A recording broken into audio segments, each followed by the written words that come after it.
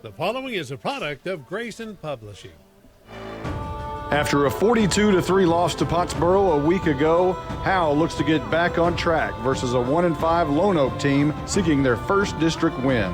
Former Bulldogs head coach Larry McFarland has been elevated to head coach the Buffaloes this week after a tipsy-turvy start with the previous head coach Vince Taylor. Live from the Dog Pound, it's football time in Texas.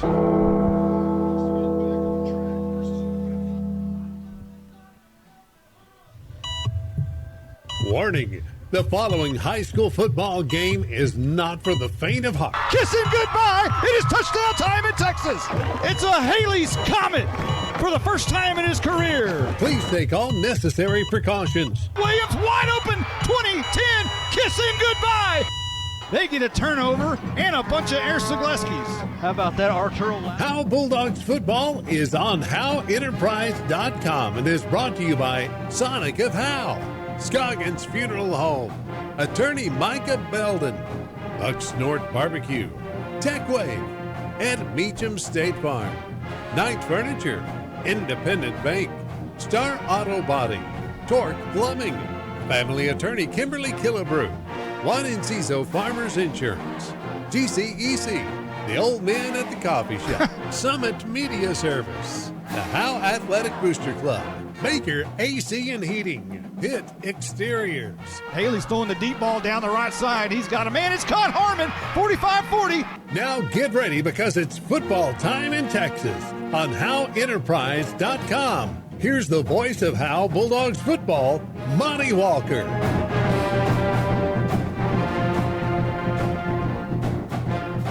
Oh my! Here we are when the grass turns brown, the playoff conversations start heating up, and I tell you what, the Howe Bulldogs Stadium, the grass out here, it's going dormant. It's a little bit yellow, and you know what a great time to be here in Howe, Texas, and you just love to see the field turn because you know it's about to be special.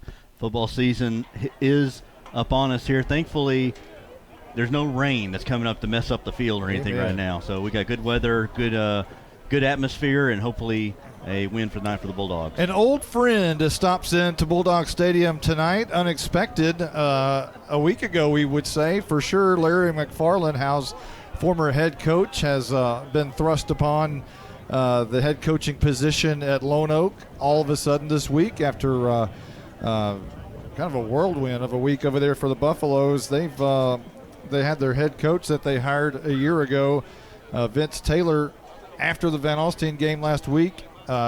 He resigned, or they reassigned him, and lo and behold, Larry McFarland, the old bull rider and former Howe coach, brings his belt buckle back over here to Bulldog Stadium, and we'll see what is in store for the Buffaloes tonight, as they might have a completely different look than they had a week ago, and we really don't know what to expect. And Coach Jay has talked about that. He will see here in the coaches show you don't know what to expect. And I think this is a game, to me, I believe this is a must-win game here for the Bulldogs. You got a team here that is kind of discombobulated. I mean, being a coach, being a player. I mean, if you imagine what the week has been like. So I think this is a game for the Bulldogs. You can kind of kick them while they're down, if you will. No disrespect to Lone Oak, but it's a winnable game. I believe it's a must-win game here for just morale purposes. But it'll be interesting to see how Lone Oak comes out tonight. Well, I think most people would, if anybody predicted, they would probably predict Howe to win, Mm-hmm. and then that set up, say, battle royale a week from now with Commerce at their place. And all eyes tonight for Bulldog fans have to, be on this Van Alstyne and Commerce matchup to just see, okay, what are they? And you really don't know what both teams are at this point between Van Alstyne and Commerce.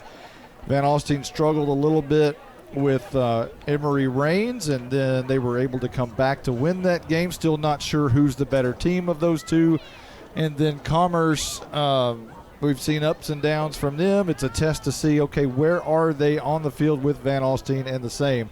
So I'm pretty sure we'll be keeping a close eye on that one tonight as we go along as well, because next week is just as huge. It'll be more huge if the Bulldogs are able to get a win here tonight.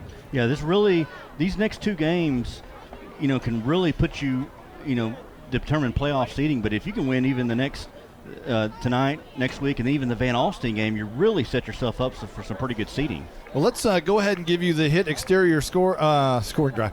You're all ready to put points I'm on the ready. board. Let's go. The starting lineups for each team. The Lone Oak Buffaloes up front will start. We think.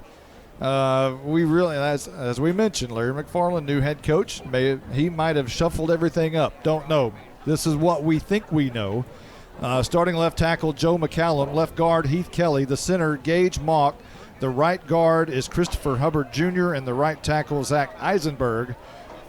The receiver / slot back, Ethan Adair. The quarterback we think will be Chaden Tate, although Quade Williams is their leader, but he's been injured and off the field, hasn't played in a couple of weeks. They also have a tight end, Colby Underwood. He's a senior. And then they have slots Jack Kaiser, and he makes a lot of things go receiving the football. But that's if Williams is the quarterback. With Tate at quarterback, that changes everything.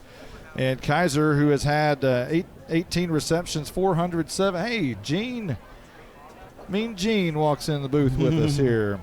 Former board op with us many years ago at K-Lake. The halfback, Mariano Rincon, and 56 carries, 314 yards. And slot back, Matthew Hitchcock. That is your starting offense for the Lone Oak Buffaloes. They average 17.3 points per game. They've scored 104 on the year, giving up 246. We'll go ahead and give you the starting offense for the Howe Bulldogs.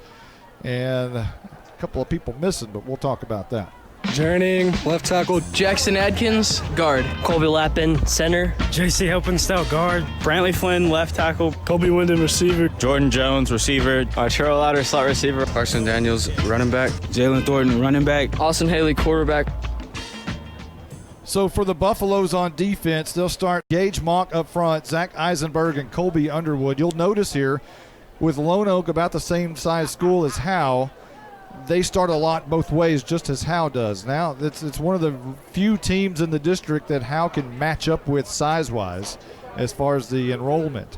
The linebackers for Buffaloes are Jack Kaiser, Matthew Hitchcock, Cole Morris, and Austin Ram, who had a big night running the ball against the Bulldogs a year ago. Cornerbacks, Kason Haynes and Colton Money. The safety, Chaten Tate, who also plays quarterback, and Noel Ramirez will be the strong safety. And let's give you the Howe Bulldogs starting offense, or starting defense, rather. Jackson Adkins, D-end. Journeying, nose guard. Matthew Bearden, D-end. Stephen Waldrop, linebacker. JC Helpenstelt, inside linebacker. Noah Campbell, linebacker. Caden Harmon, strong safety. Jalen Thornton, corner. Layton Ovington, safety. Hunter Brusso, cornerback. Arturo Louder, safety. Boomer. Okay, so we have a couple of changes there position-wise. It's the same starters, but Brusso, not a cornerback. He'll move to the defensive end as the rush edge, which I like that. I think you like that a lot. Yes. Jalen Thornton, the cornerback. Caden Harmon, good to see him back, will be at cornerback. Layton Elvington will move back to free safety from the linebacker position he played a week ago. So that brings Noah Campbell in at linebacker along with J.C. Helpenstelt. Arturo Louder will come down and play that strong safety position. Stephen Waldrop will move from the linebacker down to a rush edge on the other side. So more of a 50 look from Howe this week, with Waldrop, Dakota Harrington getting the call up from JV in place of Matthew Bearden, who we don't know whether he'll start or not because he's had pink eye and a little bit of the flu. So we'll have to keep our eye on Matthew Bearden tonight. Jeremy, the nose guard, and the defensive tackle, Jackson Adkins. And that's your hit exterior starting lineups for both squads. We have a coaches show coming up. We'll do that right now. We'll be right back right after this timeout. Monty, now that we're off the air, let's talk about something important. When's your birthday? That's an interesting question. It's in May. Did you know that Buckstorm Barbecue will give you a free birthday buffet? What? All you got to do is show your proof of age and get a free Buckstorm Barbecue buffet for your birthday.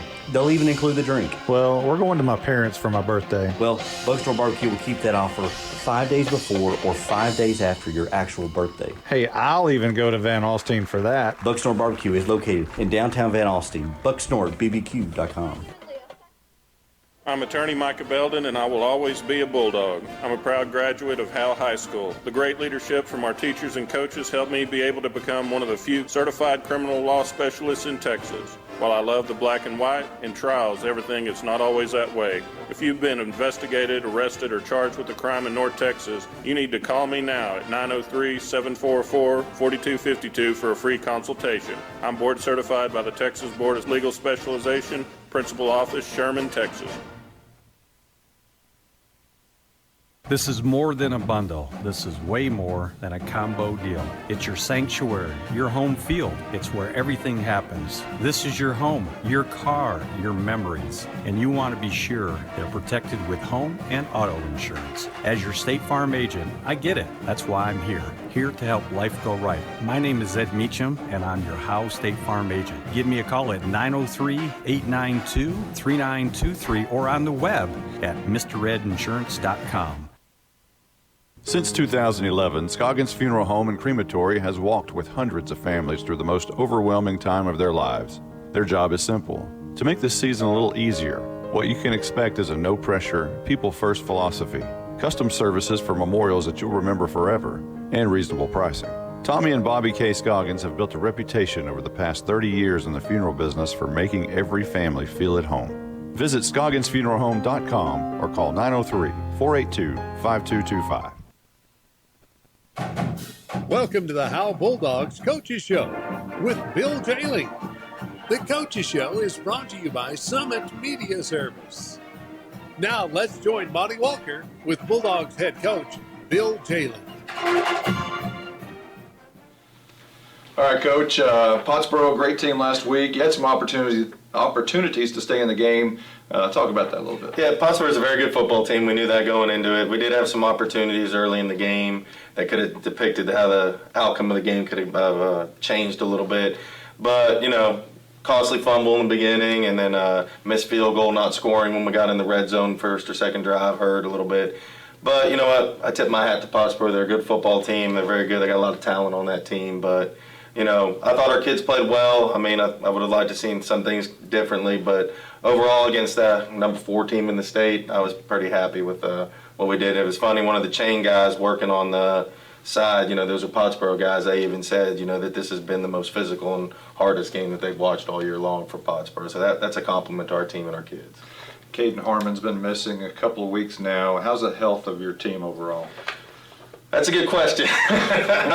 Caden's back. He's practicing. I would say he's about 85-90%, which is good to get Caden back on the field. He's a good weapon for us offensively and defensively. We got some key injuries again. Brandon Williams is a question mark for Friday night. We don't know if he'll be healthy. Mason Bearden, I'm sorry for my mind went blank. Bearden will be is iffy right now. He's been out all week with pink eye and the flu. So we haven't had our full team on the field since Bonham, and Bonham's really been the only game that we got our full 28 players ready to go, suited up, ready to go. So it's just been a kind of a whirlwind not having everybody healthy at one time. But you know what, like we always say, next man up, next man's ready to go. So hopefully that will play into this Friday night. Our JV is going to be struggling right now. We've had about 13 out with the flu this week. So it's just been tough luck in the locker rooms, considering we're in the locker room right now. We all might want to put some hand sanitizer on when we leave. But you know what, it is what it is, but we just keep battling, keep going forward. What's a typical week look like for you? When do you start preparing for the next team, and what's your weekly practice schedule? Well, we never start preparing for the next team until after that Friday night game. So as soon as really when the last whistle blows of that last game, or on a Friday night, that's when we start thinking about the next one, that bus ride home. So, Saturdays are usually we watching coaches report in the morning, and we watch the film from the night before, and then we watch it with the kids, send them home, and then we start game planning and preparing Saturday, Sunday. And our typical week for our kids is Monday during the period is film prep. And installing the game plan. Tuesdays lifting during the period, making any changes to the game plan. Wednesday is our big special teams day, and then fine-tuning the game plan. And then Thursday we lift, and then we do our walk. And then Friday it's game day. But it's usually about a 60 to 70-hour work week for our coaching staff. So I really do tip our hat to our coaches. They do a great job. Well, finally, we're getting some football weather. It's a little cooler out there. It's what people think of when they think about football. Does that change anything for you in your preparation when now it's a little bit colder weather? No, football's football. It doesn't change anything. I guess the biggest thing that could come into a factor in game prepping or game plan is the wind, if the wind's going to play a factor, especially, in years past, we wouldn't say that being a running, ground pounding team, but now that we throw the ball a little bit, wind is a factor. So, on game nights before kickoff, I'm looking to see which way the flags are blowing and everything else. So we're going to take a quick break. We'll talk about Lone Oak when we come back. Summit Media Service is a full-service photography and video production company offering both land-based and aerial photography and videos and a full suite of post-production services to the Texoma area. Thinking of a promotional video or a highlight reel, perhaps some product training content? We can help for less than you might think. Come check us out on the web at www.summitmediaservice.com. Coach, you mentioned whirlwind earlier. Let's talk a little bit about Lone Oak. They've had a whirlwind of a week. Their head coach was reassigned, and all of a sudden, former Howe Bulldogs head coach Larry McFarland has taken over, and they've had 4 quarterback injuries. What in the world do you expect to see from Lone Oak? That's the big question. We don't know what we're going to see from Lone Oak. You can watch as much film as you want. They've been something different every week. Coach McFarland's taken over, and he's a good guy. I know Coach McFarland from East Texas, and he's a good coach. He's going to have them ready to go. So from a game planning perspective, it's kind of like, what do? We're just kind of basing it off of what we watched on film, but expecting anything. It's going to be like an X factor. It's just going to be what are we going to see when we come out there. But I do believe it's going to be a challenging game. Coach McFarland, he's a good coach. He's going to have those kids ready to go and prepared. But your guess is as good as mine on what we're going to see scheme-wise on Friday night. It's a big game with Lone Oak, and do you treat this kind of as a normal game, or do you bump up the expectations a little bit? We bump up the expectations. I actually pulled the kids in on Monday when we were watching. First thing we did is watch film, and I kind of broke it down to them, the scenarios and everything else. And I kind of said we're taking it 1 week at a time, 1 game at a time, and every game from this point out is almost a playoff game for us. We got to win each one of the next 2. We got to win the next 2 to get in for sure, and we got to win one of the next 2 to be in the dogfight.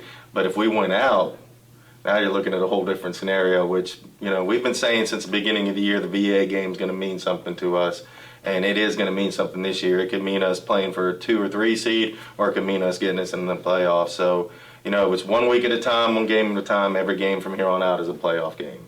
I think 2 years ago, if you were projecting looking forward to this particular year and this particular team, I don't think many people would be talking about playoff scenarios and things like that for this group. But here we are. Do you not to get ahead, but how big is this game for you, and how big would this be for your team? This game is a very big game for us. I mean, honestly, the next 3 games on our schedule, the last 3 games, are all huge games for us. They all have some kind of impact on our season. And yeah, I agree. Nobody would have ever thought we would be in the playoff hunt this year.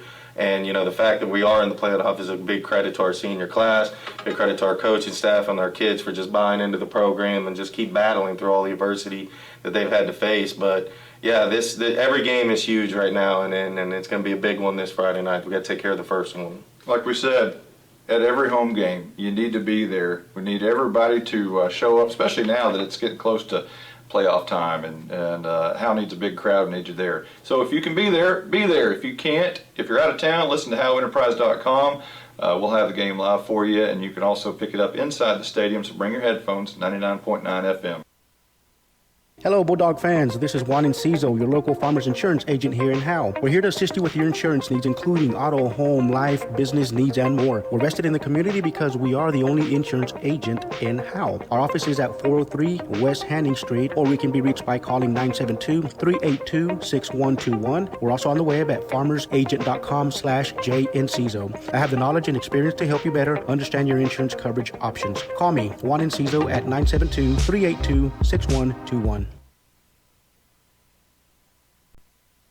To compete at the highest level, you need reliable teammates to share the load, strong leadership, and unquestionable character. It's true in athletics, and it's true with financial services. At Independent Bank, we understand success on the field is a result of unseen hours of hard work and preparation long before the first whistle. Visit any of our branches, and you'll find local bankers invested in the community, committed to building strong business partnerships and helping families reach their financial goals. Independent Bank is proud to be a part of Howe Student Athletics. Member FDIC, Equal Housing Lender. This is Larry Mays. I'm the master plumber and the owner of Torque Plumbing in Howe, Texas. We do commercial and residential plumbing, everything from major construction of new restaurants to service plumbing calls to local citizens. We even service water heaters. We're located here in Howe off of Highway 75 at 102 South Collins Freeway. We're family owned and operated and are vested into the Bulldog community. Give us a call at 903-532-0525. Mention this ad for free service calls. Attention Bulldog Nation. Come down to the Sonic and Howe for half-price shakes after 8. When the Bulldogs are home, they'll even stay open for you rough, tough Bulldogs until 11 p.m. Sonic of Howe is where you get great food and big smiles and a little message for our Howe Bulldogs football players. Go Bulldogs fight, Bulldogs win, win, win. This is how you Sonic. It's not just good, it's Sonic good. You win the most here. Well. Here we are back at Bulldog Stadium, the friendly confines, and as we mentioned earlier, when the grass turns dormant and it starts to turn a little yellow, that means everything starts getting heated up a little bit. And I tell you what, I don't think it's real hot down there, but let's check down with our Night Furniture sideline reporter. We'll welcome her back. Is this going to be... Oh, wait. That was last week. Hang on. I think I got it. Oh, there it is. That sounded like a wrestler intro, like on WWE. Well, I'll take it. That's Stone Cold Steve Austin. Yeah. Yeah. So, hey, a little bit chillier down there, huh? Or is it? A little bit from the last time I was here, but it feels great. 68 degrees down here on the field tonight, and we're only going to get down to 64. So it's a perfect night here at Hampton, and a great. All right, let's give us, thank you, Caroline. Let's give us the officials for tonight's game out of the Dallas chapter. The referee is Joe DeGraw. And the umpire is David Samank. The head linesman, Jack Williams. The lines judge is Bob Mayame. And the back judge, Tony Cleveland. And the captains are down on the field for both teams, and we're about to have the coin toss momentarily. Caroline will be down in the coin toss as usual, and we'll be able to hear what's going on down there. For Howe, it's J.C. Helpenstiel, Hunter Brusso, Jaron Ing. Happy birthday, Mr. Ing. 18th birthday tonight. And also Stephen Waldrop will be the captains for the Howe Bulldogs. On the far side, let's see. At this time, we would like to introduce the captain. Kason Haynes, number 24. Ball game. Okay. Bulldogs. Who else do you have? Colton Money, number 23. Number 24, Hunter Brusso. 52. Gage Motch. And number 17, Gage Motch. Those twos kind of look like sevens, and I thought 24 was 74, and I thought 52 was 57, so that's going to be interesting tonight. That'll be fun. And number 52, Gage. It is it. You won the toss. So you want to make your choice in the first half or the second half? Defer or Defer. Okay. Okay, Lone Oak has won the toss, and they will defer to the second half. Thank you very much, Caroline, for being right there in that coin toss. Excellent job as usual. So we'll see which way they're going, and Howe will put their back to the north end zone. And the Lone Oak Buffaloes, if you will, Buffaloes. There's a big debate about that. We're gonna have to get an English teacher up here. Google says it's either way is good. I'm not sure. I was always told Buffaloes is not correct, but in any sense, the Buffaloes, we'll say tonight, are in all white helmets, pants, and jerseys, red numbers. And the Bulldogs in all black tonight, familiar home, all black helmets, black jerseys, black pants, and the thick gray 80s style stripe down the leg, and they look good. Not a great crowd on hand just yet. Hopefully it'll start picking up here as the Bulldogs just about ready to make their way. One thing we have to mention tonight, one of the coolest things that the Bulldogs do here each year is have the second grade perform the national anthem at least one time per year, and tonight is the night, and it always seems to bring a little tear to the eye when the kids start singing that national anthem right here in front of the home crowd. And there's the Lone Oak Buffaloes as they make their way through their very small Snoopy tent. And the Howe Bulldogs and their giant white bulldog head will be coming through momentarily. Coach Jay is walking down the sideline. Coaches in gray jackets tonight with hoods. Some of them have caps.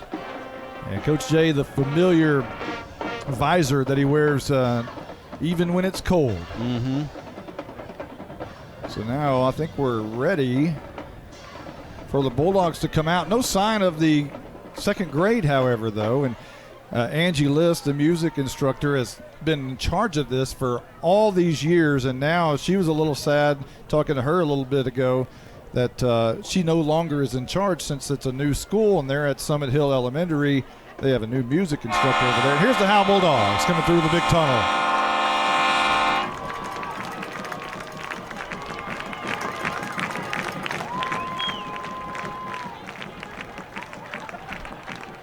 So the Bulldogs making their way, and they'll run all the way down to the other end zone from the north to the south just to stretch their legs a little bit, and it's almost football time in Texas.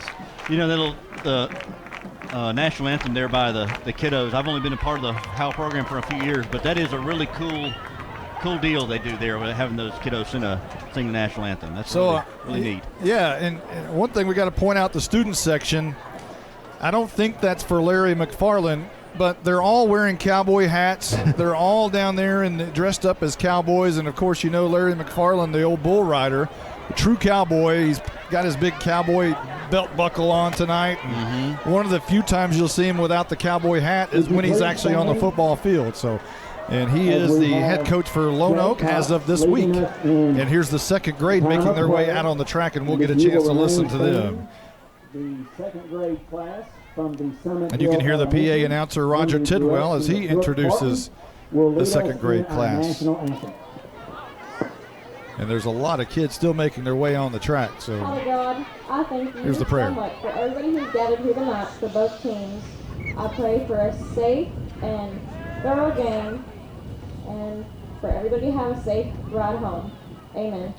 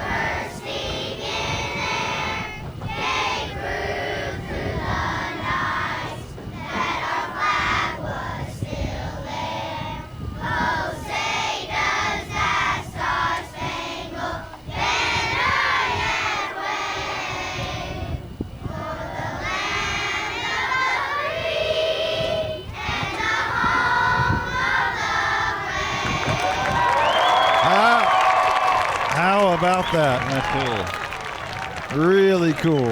My favorite one of the year. Have they been doing that for a while? Long time, man. I don't know exactly how long, but they've been doing that for a long time. Yeah. So, I had to unplug something. And now Caroline and Blake will be able to hear me again. They should be able to. So, Justin White, what do you expect tonight from Lone Oak? Any idea? No idea, but I know that. And that's strange to say. We always prepare. Don't think that if you're just tuning in for the first time, we always prepare. Yeah, we're always getting ready. We put in our time preparing for these games, Absolutely. But we don't know. We don't know because they've changed. Yeah, they don't. And I don't know. They probably didn't know until probably about Monday when they found out about their coach resigning or being reassigned. So I think one thing is the Bulldogs need to be just ready for about anything. They don't need to go ahead and it's a must-win, I was saying, but they definitely don't need to just assume that they'll come out here and win this. I mean, you never know if they're going to rally around Coach McFarland and come out and bust in your mouth right from the get-go, so you need to be ready for anything. Well, the Bulldogs are going to have the ball first, and they're going to be moving from our left to right, from the north to the south, as the Lone Oak Buffaloes are just about ready to tee this one up. They fake the quail onside. They back up.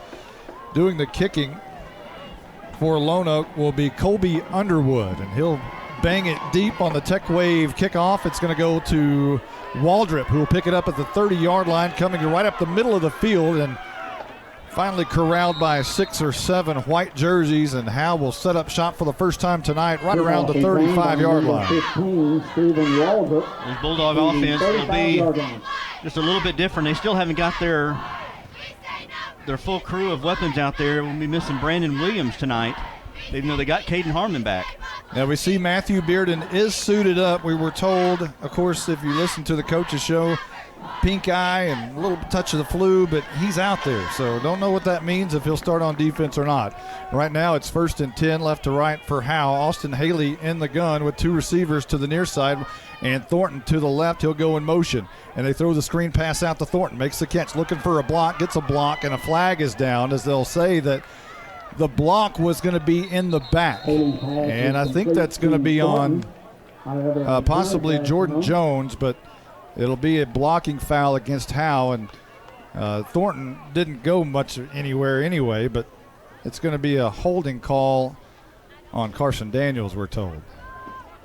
Yeah, they do. What they usually do is try to get Jalen Thornton on those little bubble screens on the outside, get him in space, and Daniels out there blocking, but got called for the hold, so they start back behind the chains on the first drive. I don't know if you remember the game a year ago, but it started kind of the same way. The Bulldogs had pretty much had their way with Lone Oak all the way in the first series, and then penalties kept them from scoring, and then it was penalties all night long. Here's another penalty, and a deep ball down left side, and that's going to be intercepted as Haley looked deep down the field, and now it's incomplete as the defender dropped it. But I think this is going to be offsides against Lone Oak, and that's why Haley threw it down deep. He's been doing it all season long. He gets that fake count there, gets the defense to jump, and then tries to go long, tries to hit a big play down there to one of his receivers.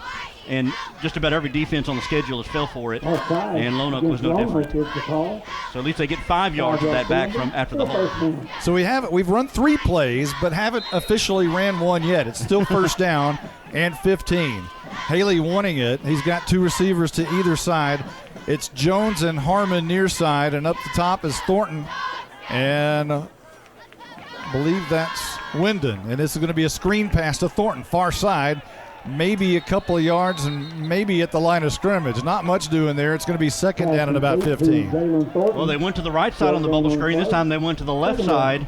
And again, the Buffalo defense swarmed him right as soon as he caught the ball, and I don't know if he might go back to the line of scrimmage there. We'll see what the effects are of not having Brandon Williams in the backfield this week. Carson Daniels getting the start tonight, and he right now, so far, they've been empty back in all 3 plays. Second down and about 15. Daniels is in the slot near side. Haley wants to throw. Looking left side. It's caught by Wyndon. He's going to get 5-6 back near the 40-yard line at about the 38. Pass complete. Wyndon on just look like a short comeback, maybe a quick out there. And Wyndon, who coming in averaging 38 yards a catch. We're used to him having these long. He's the big play receiver. Yeah, big play receivers, but a little short intermediate pass there and brings up about a 3rd and 6 now. They'll spot it at the 39. And there's 10:28 on the clock here in the first, just underway. Haley in the gun with Daniels to his left. Low snap, digs it out. Haley on the run, wanting to throw. He does, and it's going to be incomplete. It looked like his receiver had a chance for the football, but Thornton was unable to hang on to it. It falls incomplete, and it's punt time for Howe on their first possession tonight from their own 39-yard line. They're on the left hash mark. They roll out to the over on that side, the left side, so there wasn't a lot of field there, and so he's trying to throw right through a bunch of white jerseys, and there's a little off target there intended for Thornton, and so the ball falls incomplete, and Bulldogs are forced to punt. With the incomplete pass, it stops the clock at 10:18, and Jalen Thornton will stand at his own 27-yard line to punt it away. It's a high punt, and that is going to be the Buffaloes are going to get away from it. And it appears that they're going to set up shop just inside their own 30 at around the 28-yard line for the first time tonight.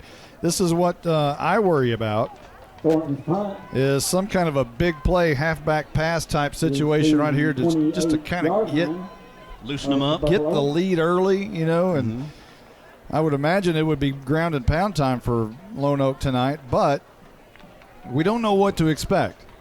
I'm not sure who's going to even show up at quarterback. Well, right now. Is it Tate? Oh, it's their leading passer. So Quade Williams in at quarterback. That's a big one. It's a big gain for the Buffaloes.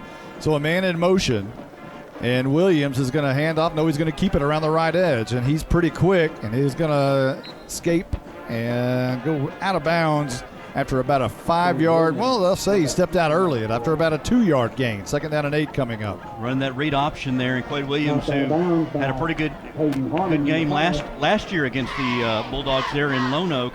And if they're running that read option, that's been an Achilles heel for the Bulldogs this season. So you're going to have to really key in on Williams.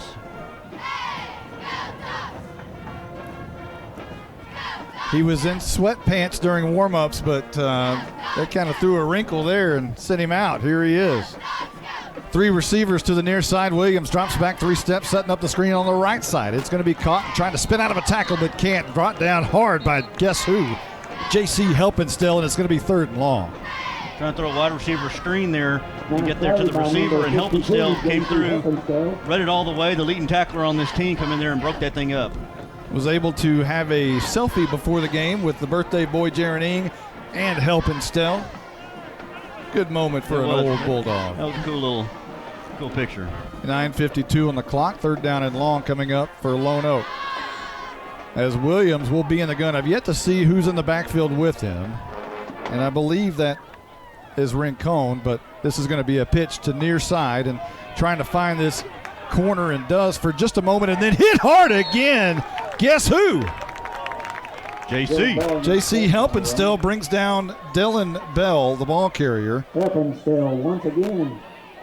And that'll be just short of the 1st down, or will it? It's going to be 4th and very, very short. It looks like the punt team's coming on. We got a timeout. Let's check down with Caroline Slauson, our sideline reporter from Knight Furniture. How's it going down there? Well, it's going great, and it's going to continue to go great if JC keeps doing what he's doing. Yeah, that is pretty impressive. Could you hear the pops down there? You know what? I couldn't, because when the bands are playing, I have both of my headphones on, so I can't hear anything but y'all. Well, the chains are going to be pulled right here as Coach McFarland, big belt buckle and all, is going to have them stretch the chains and see where that ball is. It's 4th and very, very short. Let's see where they pull it. Caroline, you got to look at that. It looks like it's going to be a 1st down. Just barely. I didn't know about that spot, but 1st down. We'll check it. Maybe a generous spot there. So they'll spot it at the 38, so give Bell an 8-yard gain. And we haven't seen a lot of Bell in the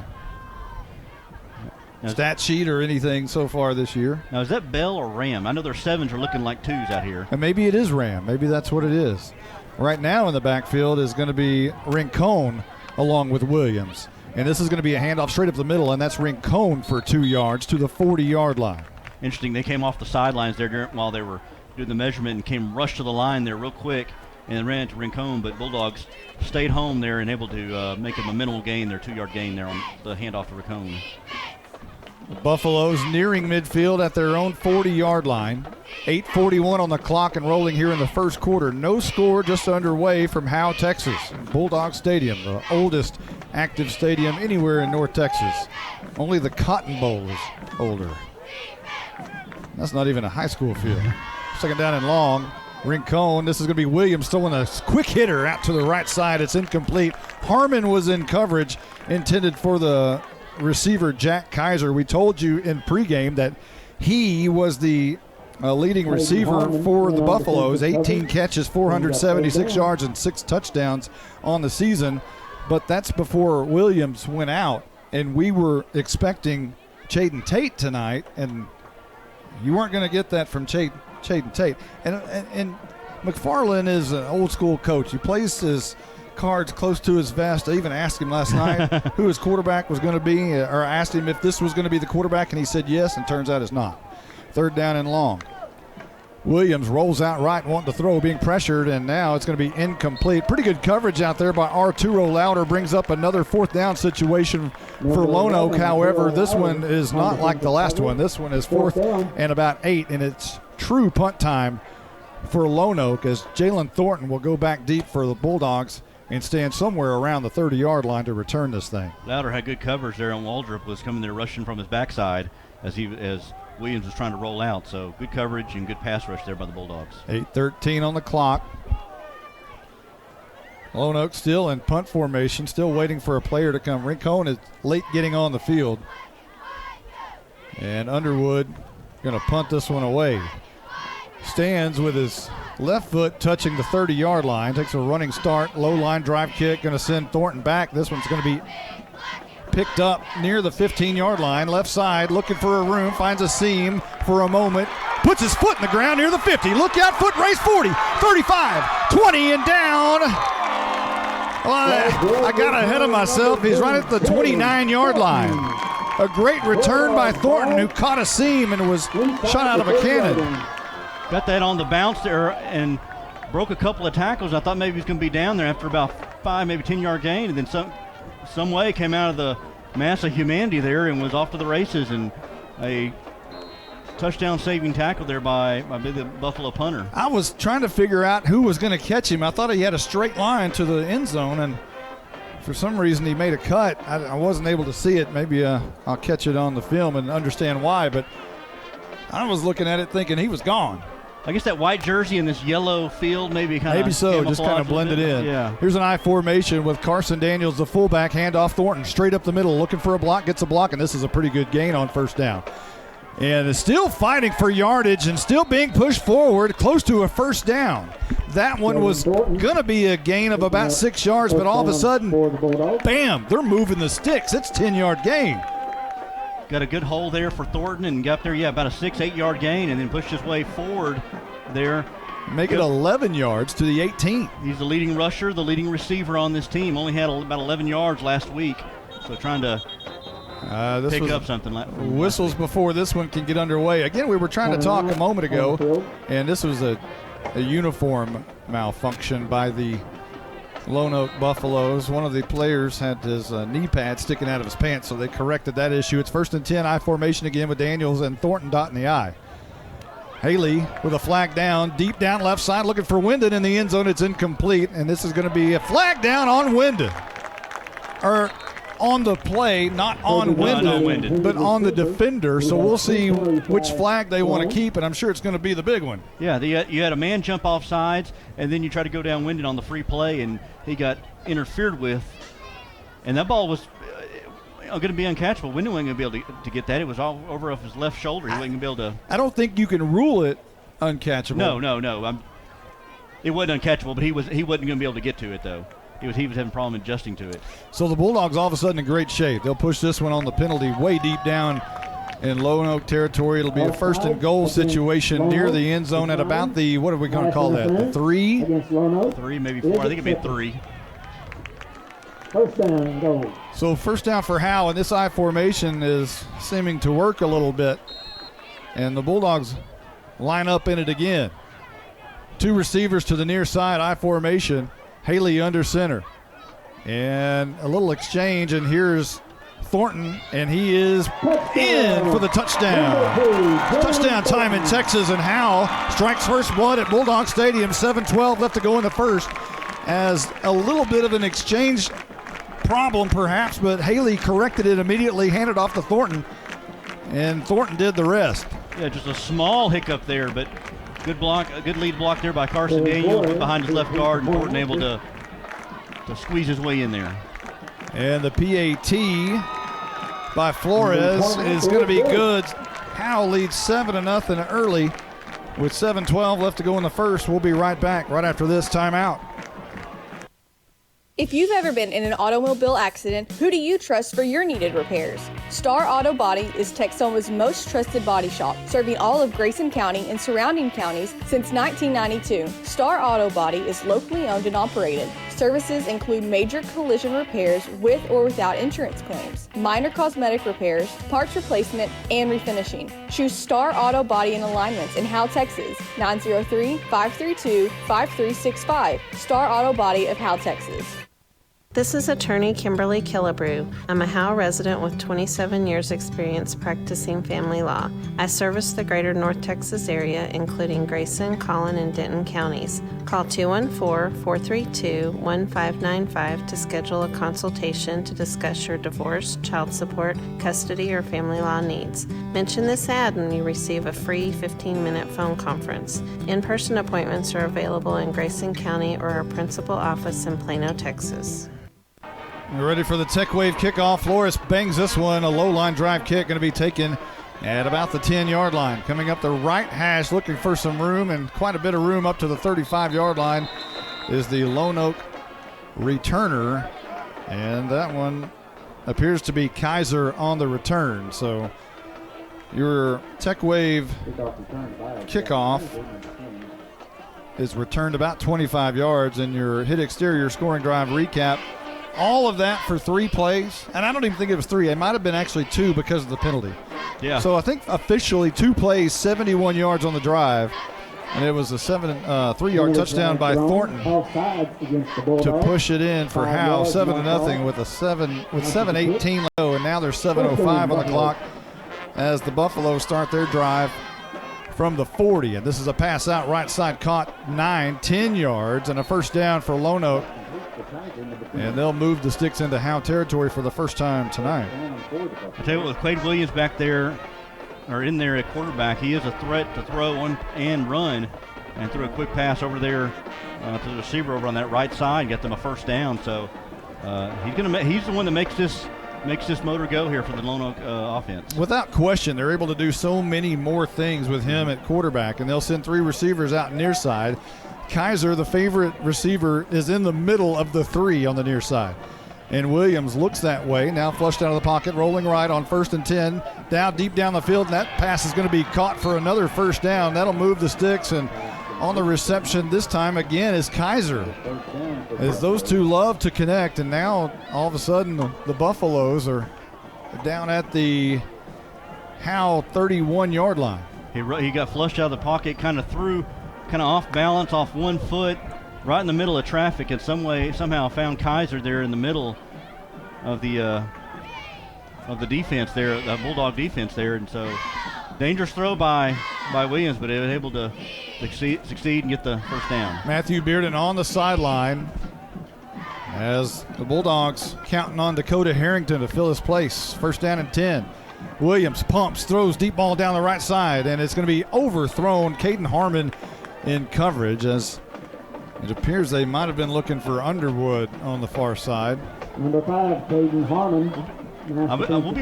I'll be watching Stephen Waldrop from the right side there, and Hunter Brusso from the other side to get those two guys trying to collapse that pocket there on Quade Williams.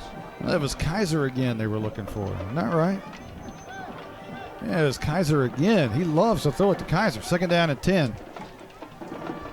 Right to left goes Lone Oak in Howe territory. And this is a handoff and hit right immediately by Waldrop at the line of scrimmage. But I believe it's Rincon who will fall forward for a couple of yards. It'll bring up a 3rd down and 8. Again, they run that read option. They read the defensive ends and decided to hand off to Rincon. And Rincon gets a couple of yards on the play, so bring up 3rd and 8. And you got to think right about here is still 4-down territory for the Buffaloes. Thornton checks into the game for Caden Harmon, who will check out. He'll go into the cornerback slot on the very far side. And again, Jack Kaiser, the favorite target, is on the near side, nearest to the line of scrimmage with 3 receivers this way. And Williams in the gun. He's going to fake the hand, under pressure, throws across the middle. It's incomplete. Looking for Kaiser again, and Leighton Elvington's got to be careful there. As Kaiser went up for it, it was uncatchable, and then Elvington gave him a big old pop right at the end. And really unnecessary and not needed because it's too close to a flag. Yeah, got away. Especially when it's 4th down now. Exactly, got away with that one there. But threw that right over the hands of Kaiser. But right between Kaiser and Williams was J.C. Helpenstell, who almost was able to, right over the outstretched hands of his, almost able to get a paw up there. So 4th down and about 8, and Lone Oak will go for it here with 2 receivers on each side. Looking for Kaiser, as I believe he's on the right side. Williams drops back 3 steps, 5 steps, flushed out of the pocket, rolling near side. Now under pressure, throws it on the run. It's incomplete as he was hit hard in the backfield by Waldrop. He was hammered down about the 42-yard line. Give Stephen Waldrop all the credit in the world for that play, as Williams had to back up and just heave it with Waldrop right in his face. Give credit to Atkins. Atkins was putting some pressure on to make him roll out, and as soon as he rolled out, Waldrop saw an opportunity there and just came and didn't let up at all, and as soon as Williams got rid of that, he just planted him into the turf. So Howe will take over possession here with 5:03 on the first quarter clock from their own 29-yard line. 71 yards to pay dirt. Hey, that's math. I did math. That's quick math, on the fly like that, right? You're confident with that, huh? Haley with Daniels to his right. How many times are we going to say that over the next 3 years? Haley looking across the middle, and now he's brought down right where he was. He went straight down, so he wasn't flushed out. That's going to be a loss of about 5-6 yards. Back around inside the 25 to the 23-yard line. Loss of 6. They've been bringing a linebacker through there trying to blitz. I believe that's Demaje Moss, I believe, is a linebacker. They try to come through, and he got through the line there and able to bring Haley down. Low snap. Haley digs it out, throws a screen pass near side. Harmon looking for a block. He's got a seam. Looking for another block. Cuts it left side. He's got the left seam and finally going to be slung across the 45-yard line inside Lone Oak territory to the 42-yard line. Welcome back, Fuzz. That jailbreak screen they like to run there, they've been very successful with that this year. Get it to Harmon, who was, Coach Jay says, about 85%. Looked pretty good there on that long run. And into Buffalo territory now. 1st down and 10, left to right, back to the I formation for Howe with 2 receivers near side, Jones and Louder.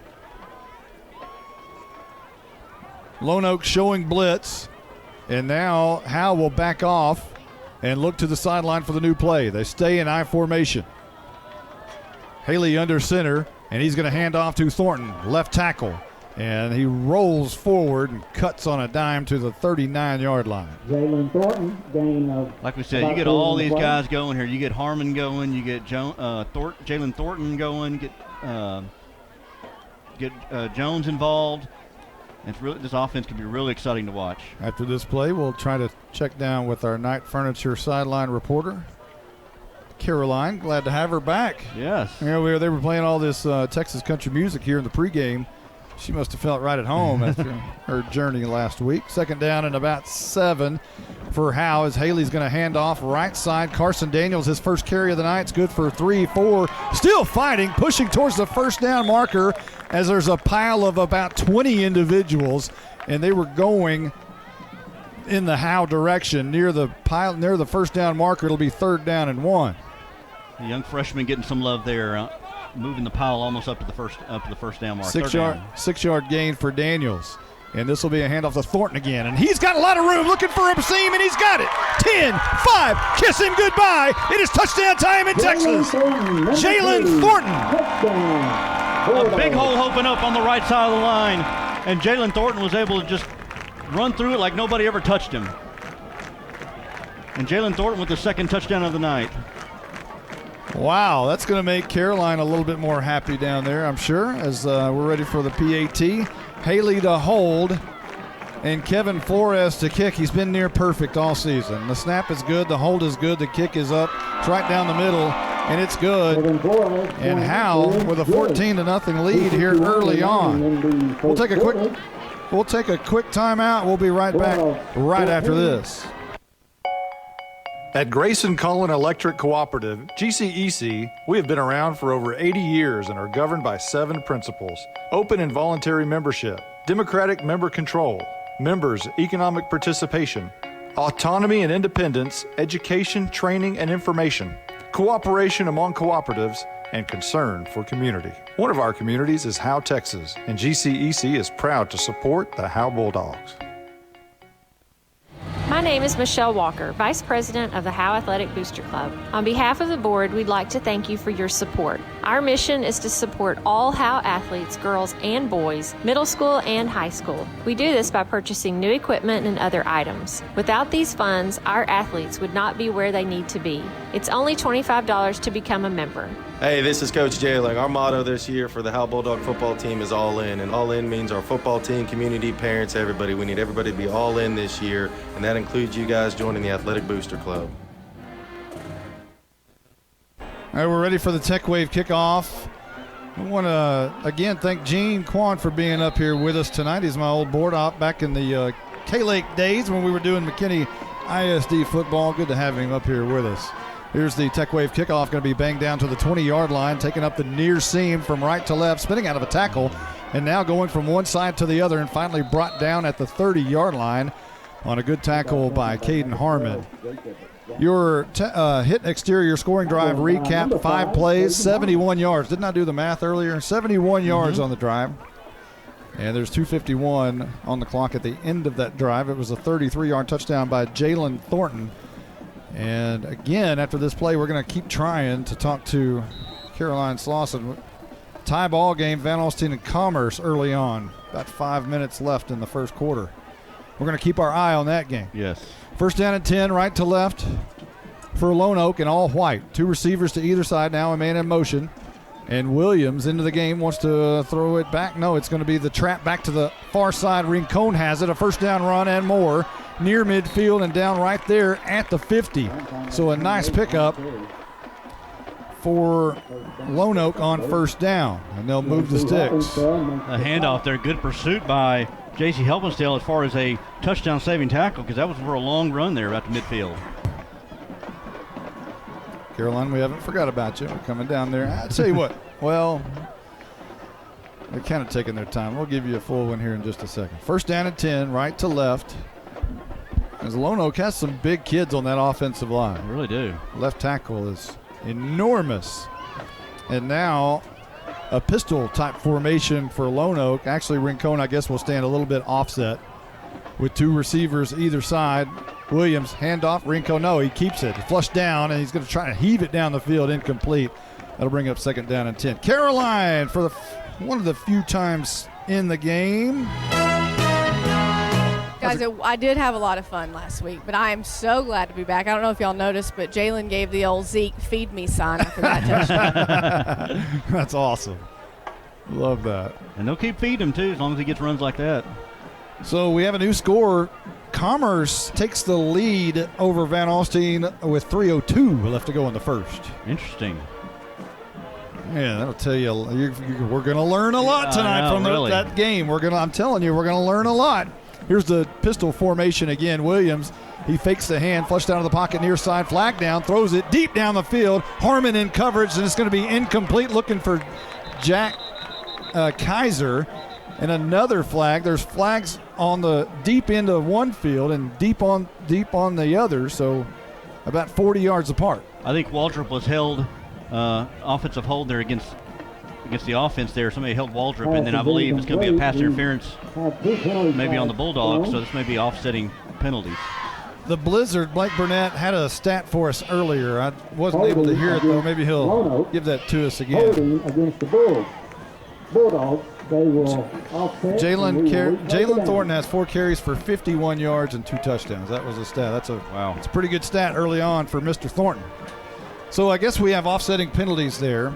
Yes, there's a hold on each side, holding on the Bulldogs, holding on the on Buffalo. There we go. So second down and 10 coming up for Lone Oak. Right to left towards the north end zone. 1:43 left to go in the first quarter. Howe up 14-0. Lone Oak got it into Howe territory on their last possession, and now a timeout's been called by Larry McFarland's belt buckle. We'll be right back right after this timeout. Monty, now that we're off the air, let's talk about something important. When's your birthday? That's an interesting question. It's in May. Did you know that Bucksnor Barbecue will give you a free birthday buffet? What? All you got to do is show your proof of age and get a free Bucksnor Barbecue buffet for your birthday. They'll even include the drink. Well, we're going to my parents for my birthday. Well, Bucksnor Barbecue will keep that offer 5 days before or 5 days after your actual birthday. Hey, I'll even go to Van Alstyne for that. Bucksnor Barbecue is located in downtown Van Alstyne. BucksnorBBQ.com. I'm attorney Micah Belden, and I will always be a Bulldog. I'm a proud graduate of Howe High School. The great leadership from our teachers and coaches helped me be able to become one of the few certified criminal law specialists in Texas. While I love the black and white, in trials, everything is not always that way. If you've been investigated, arrested, or charged with a crime in North Texas, you need to call me now at 903-744-4252 for a free consultation. I'm board certified by the Texas Board of Legal Specialization, Principal Office, Sherman, Texas. Back to action. These officials giving us exactly 60s. We haven't got that in a while. Oh, it's beautiful. Beautiful. Second down and 10. And Williams, look at that. Right on the 60 mark, we get that whistle. Look at that. Williams under center for one of the few times the ball's on the turf. Howe says they have it. We're about to get some Eric Skaleski's right here. Yeah, buddy. Howe's got the football. Skaleski must have an injured ankle again. Didn't get a lot of Skaleski's right there, but one good thing is you got the football, and that's the most important thing. Jackson Atkins with the recovery. There's some miscommunication on that fumble. I don't think the running back got the carry whenever ever got the ball in his hand or full possession of it there and fell on the ground there, and Jackson Atkins right there recovering. Well, I think that was the first time Williams had gone under center. It really was, yeah. And obviously not used to that, being in the gun the whole time. And here comes Howe on offense, left to right after the fumble. 1:38 on the clock here in the first. Again, the I formation as Haley goes under center. Two receivers either side. Daniels, the fullback, Thornton to dot it.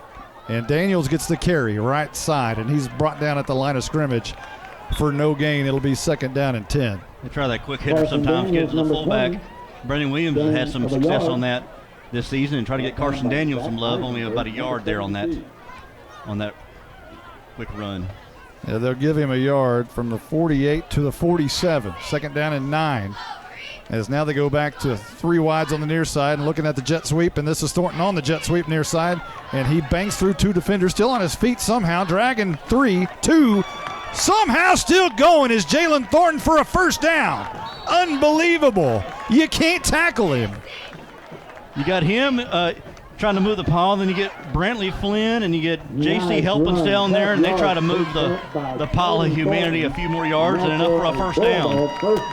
Wow, a gain up to the 35-yard line, 12 yards, and I'm telling you, he started getting tackled somewhere about after 5 yards. So they moved it 7 yards after contact. A little bit of a good push there by the offensive line at the snap, and then they're on the end of the play. First down and 10, left to right, under a minute, under 30 seconds. Toss left side. Thornton looking for a room. He's got a little bit of a room and drug down. Flags everywhere. About where he was brought down. It was a shirt-tail tackle, but let's see what the flag is. When three of them are thrown in the same spot, sometimes that can be a face mask. Let's check and see. Try to get Thornton out there in space. They like to do that pitch out there. Let's see what the call is. It's going to be a hold against Howe. Yeah. Everybody saw it. It wasn't like that is a questionable call. There were three flags thrown right at the same spot. Almost like there were two holds there. The official went to his hand twice. Well, if it's a spot foul, it must have happened at the line of scrimmage, right? They're moving this thing back to the 45-yard line. So it'll be first and 20.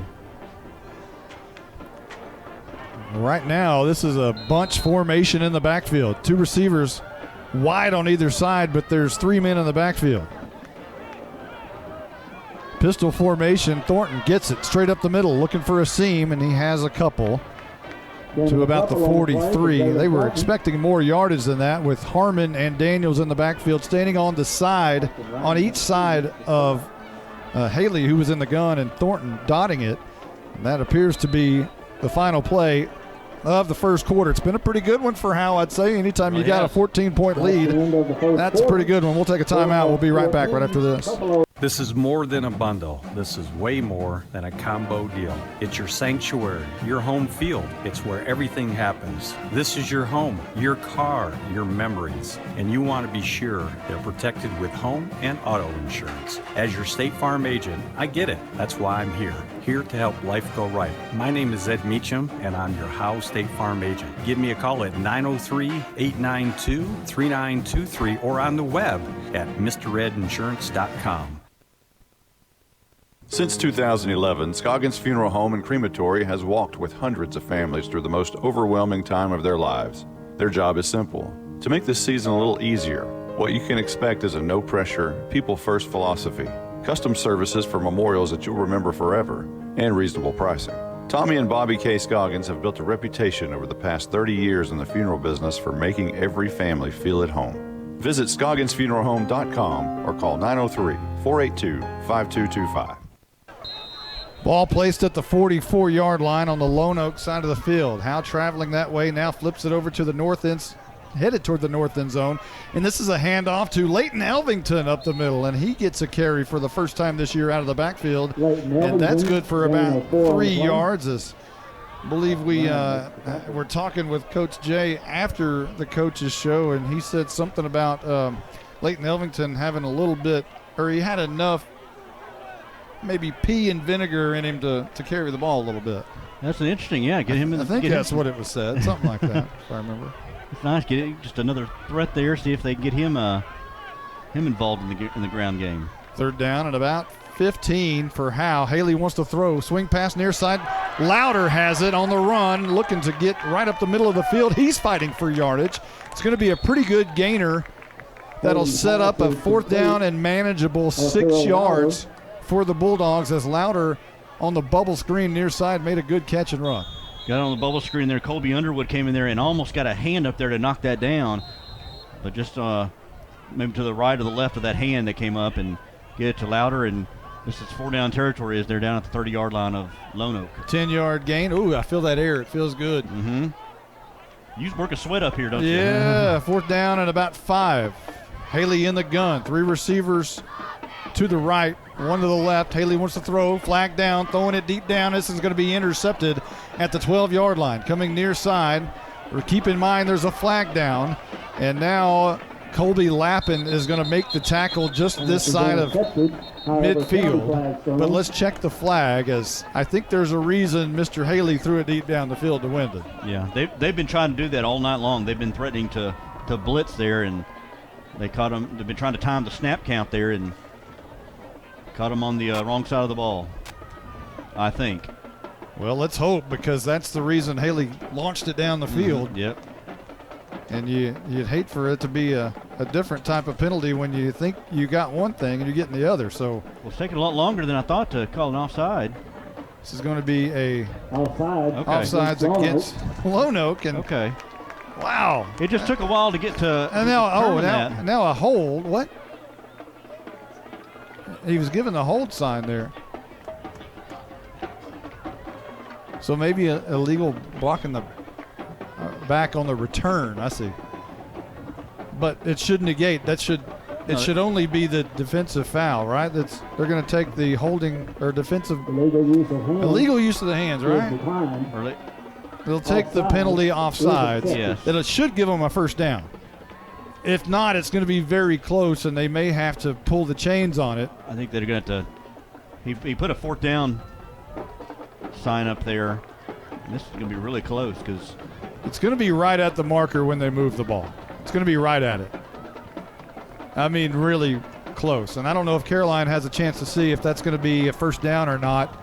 Let's check down. Result of the penalty is a first down. And it appears that it is. They're going to go ahead and move the sticks. That's what I thought there. Yeah, it was at the 25-yard line. That's where they got moved up to.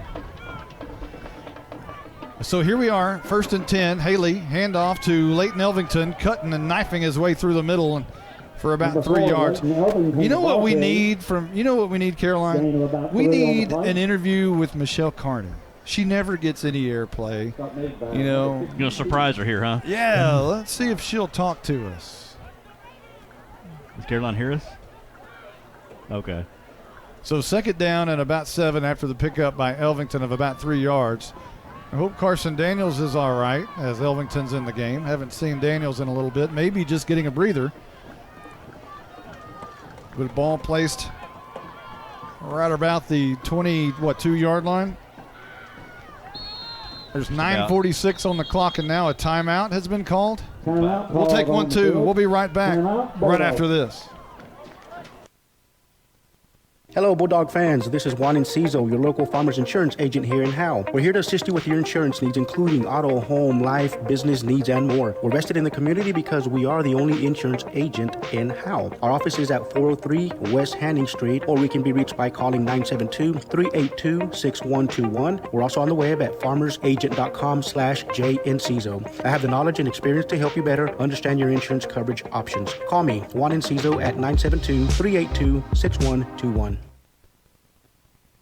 To compete at the highest level, you need reliable teammates to share the load, strong leadership, and unquestionable character. It's true in athletics, and it's true with financial services. At Independent Bank, we understand success on the field is a result of unseen hours of hard work and preparation long before the first whistle. Visit any of our branches, and you'll find local bankers invested in the community, committed to building strong business partnerships and helping families reach their financial goals. Independent Bank is proud to be a part of Howe Student Athletics. Member FDIC, Equal Housing Lender. Here's Caden Harmon on the jet sweep from the right to the left, and he's met right at the line of scrimmage. Nothing doing there. We're trying to find a Carson Daniels sighting. We have not seen Mr. Daniels on the sidelines here. As obviously, he's not in the game, not in the backfield, and apparently not on the sideline. So we're all of a sudden he's gone. Hopefully he didn't get the flu bug from his buddy. Oh, there he is. He's right there. He's right down there standing by his flu bug buddy, Matthew Bearden. 3rd down and 9 coming up. Haley in the gun, Elvington to his left. Now they look over to the near side for the sign. Wyndon and Thornton in the slot to the near side.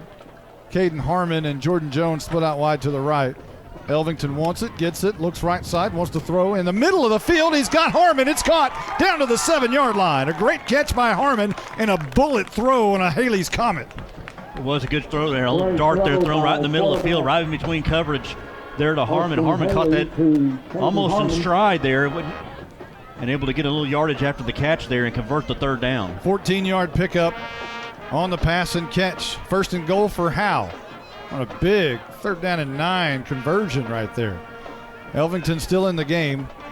Wyndon and Thornton left side. Harmon and Jones to the top. Haley wants to throw. 3-step drop, flushed out of the pocket, rolling right, on the run, in the end zone, looking for Harmon. It is caught. It is touchdown time in Texas. Haley throws it. Harmon catches it. Howe extends their lead 20-0 with the PAT coming up. He rolled out to his right there. I thought he was trying to throw that out of bounds or throw that away because he had somebody pursuing him, but throws that up. That was a Haley's Comet. Threw it up there right behind the covers there, and back in the end zone there was Wyndon there to make the touchdown catch. Flores on for the PAT attempt.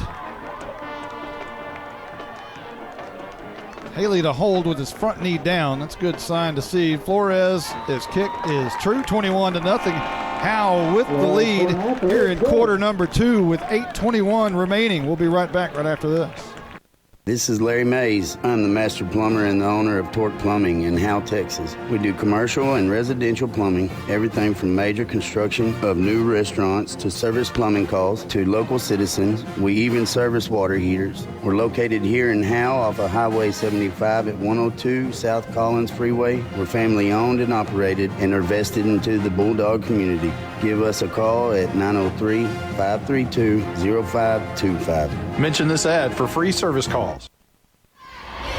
Attention Bulldog Nation. Come down to the Sonic and Howe for half-price shakes after 8. When the Bulldogs are home, they'll even stay open for you rough, tough Bulldogs until 11 p.m.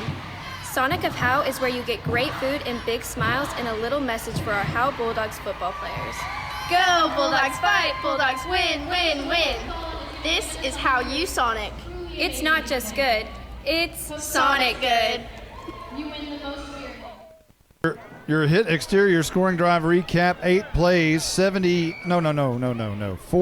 yards for the Bulldogs. Leaves 8:21 on the clock. And now a little pooch kick to the near side. Howe trying to get the football as it goes out of bounds. And the Tech Wave kickoff we might get to do again, but the hit exterior scoring drive recap again. 8 plays, 48 yards. Took about 3 minutes off the clock. Let's check down with our Night Furniture sideline reporter, Sweet Caroline. I'm down here telling David Reed, he comes here and we've scored 2 or 3 touchdowns since you've been here. I tell him he can't leave. 2 of them.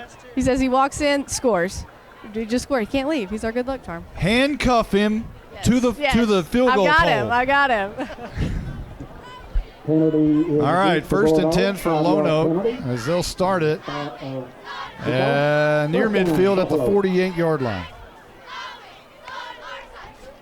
And this is going to be a handoff to Rick Cohn, who's hit hard, knocked down by Waldrop immediately. That didn't take long.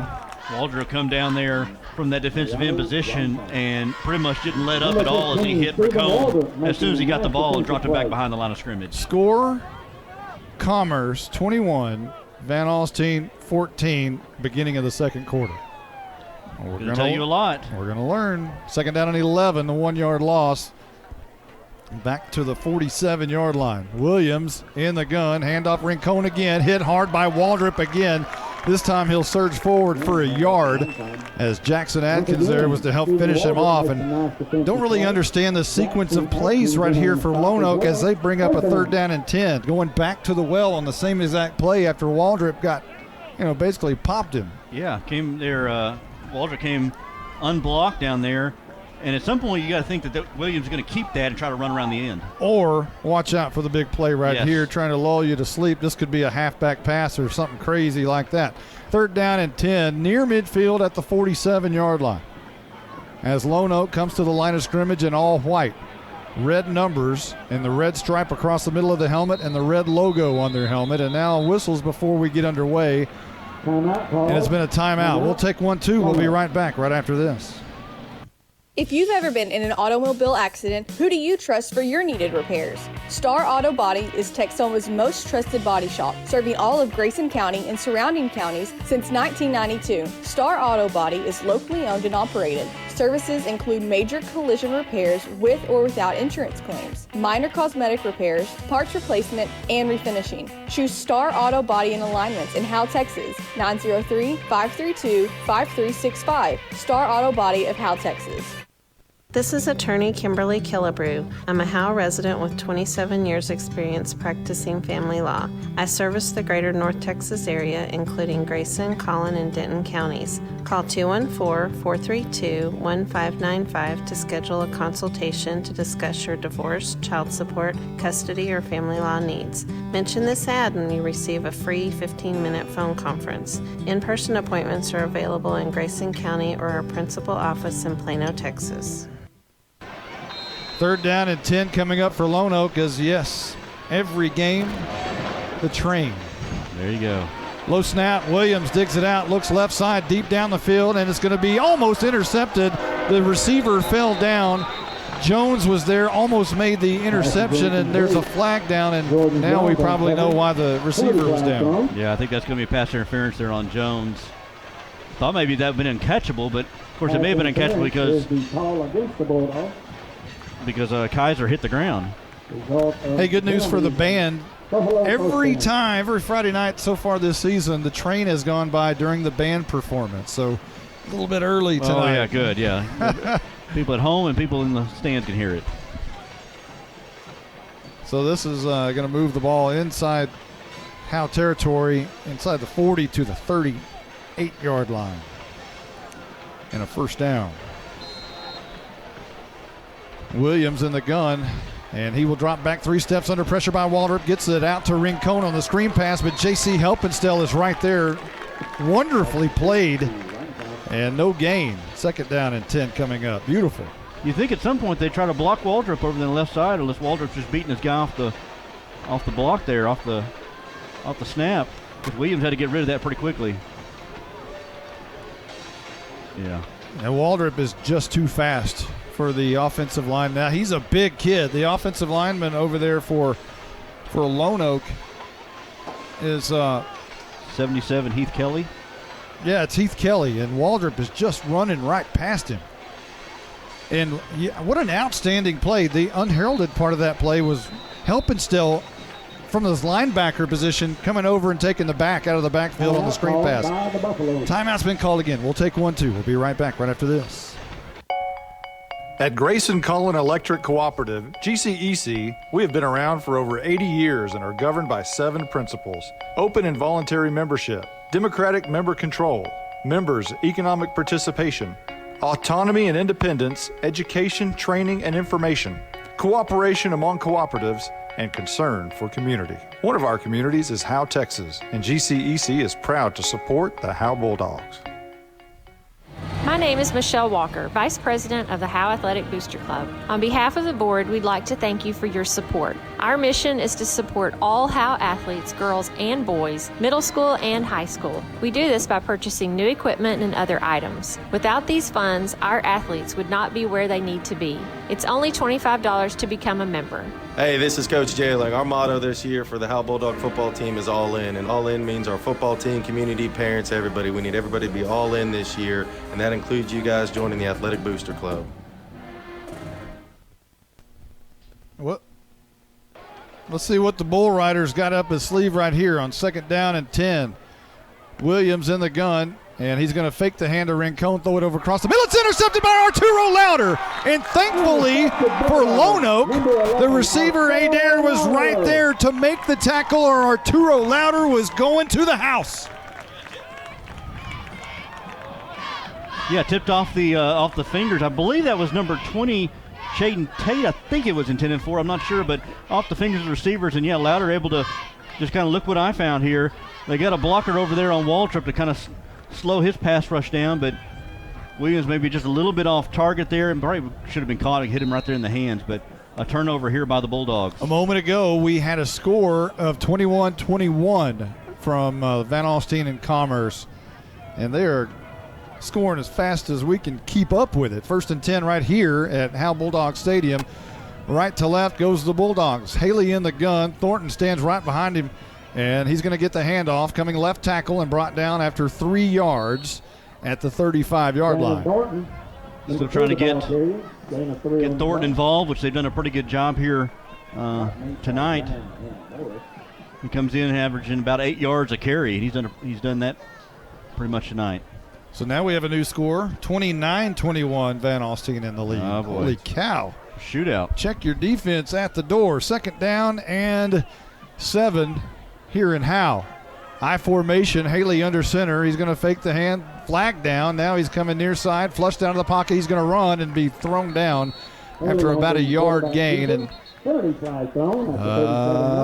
like he's fine. I know every time Haley goes down, I say looks like he's fine. But, you know, I just worry about the kid. All right. Yeah. All right. And Haley on that play action, it's amazing he got out of that, because he got back there and there were white shirts swarming all over him. And the fact he's able to just even get a yard on that is amazing. And there's a penalty there on the play.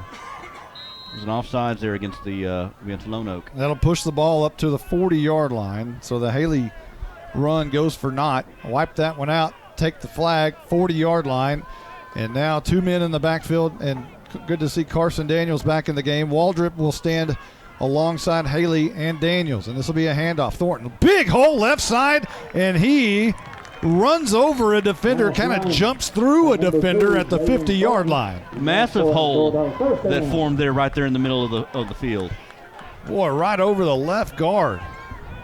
And they're going fast here. Quick high snap. This is going to be a handoff again. Thornton runs into the back of J.C. Helpenstiel, but bounces it out to the left. Makes something out of nothing at about a 4-yard, maybe 5-yard gain. He got that.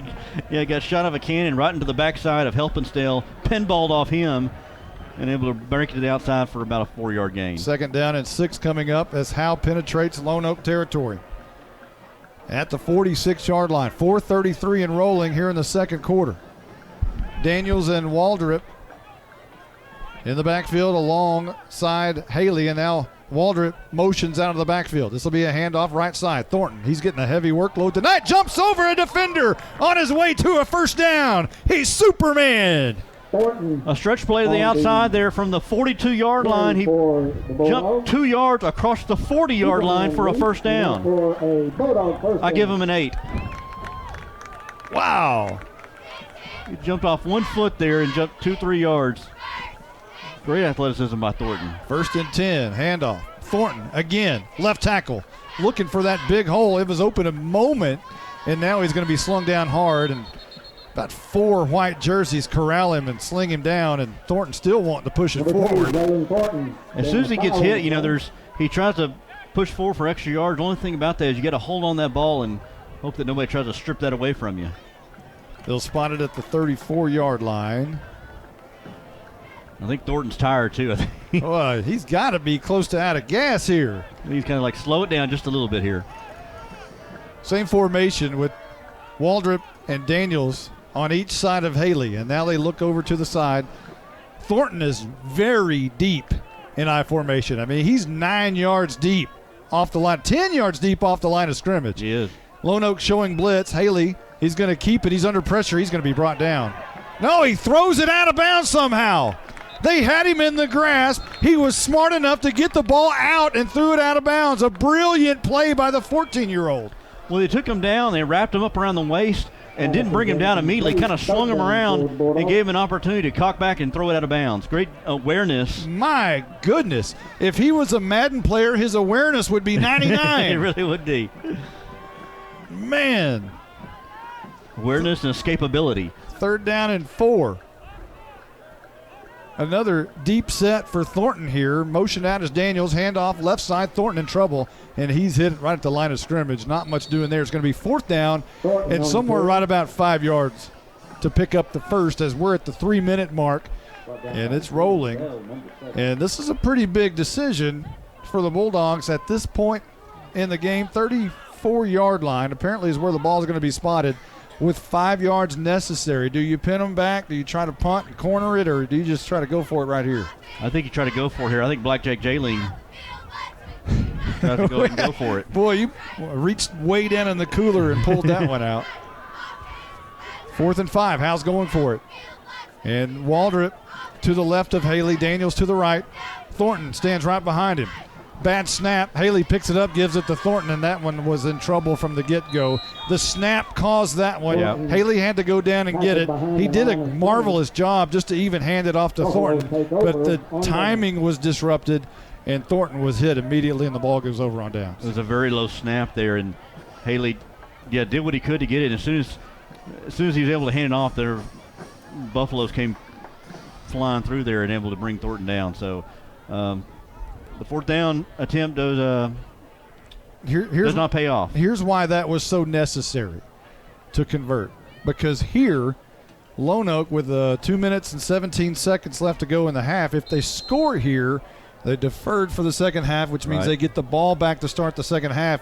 If they're able to put 2 scores back to back, that's big trouble for Howe. It's not huge trouble, but it's very dangerous. You kind of make this a ball game here, so it's kind of a 2-for-1, kind of like basketball, with the shot clock and everything. Trying to get one here at the end and then get one there at the beginning of the 3rd quarter. From the 37-yard lines, Williams under pressure, and he's going to be brought down behind the line of scrimmage. J.C. Helpenstiel gets him, but I'm telling you, Waldrop was about to destroy him from the backside. Waldrop was coming there, and I wonder if Williams even knew he was there. But Helpenstiel come through there like just a heat-sinking missile there and able to knock Williams down for no gain, really. Wow, that one, you can see that coming. You could see Waldrop about to just level him. And if he had about 10, maybe 10 more yards on the near side, he might have caught him. And I'm telling you, that one was going to look ugly. 2nd down and 10 coming up for Lone Oak. Timeout on the field. And there's a timeout. We'll see if the belt buckle called that one. Or another's a substitution, maybe?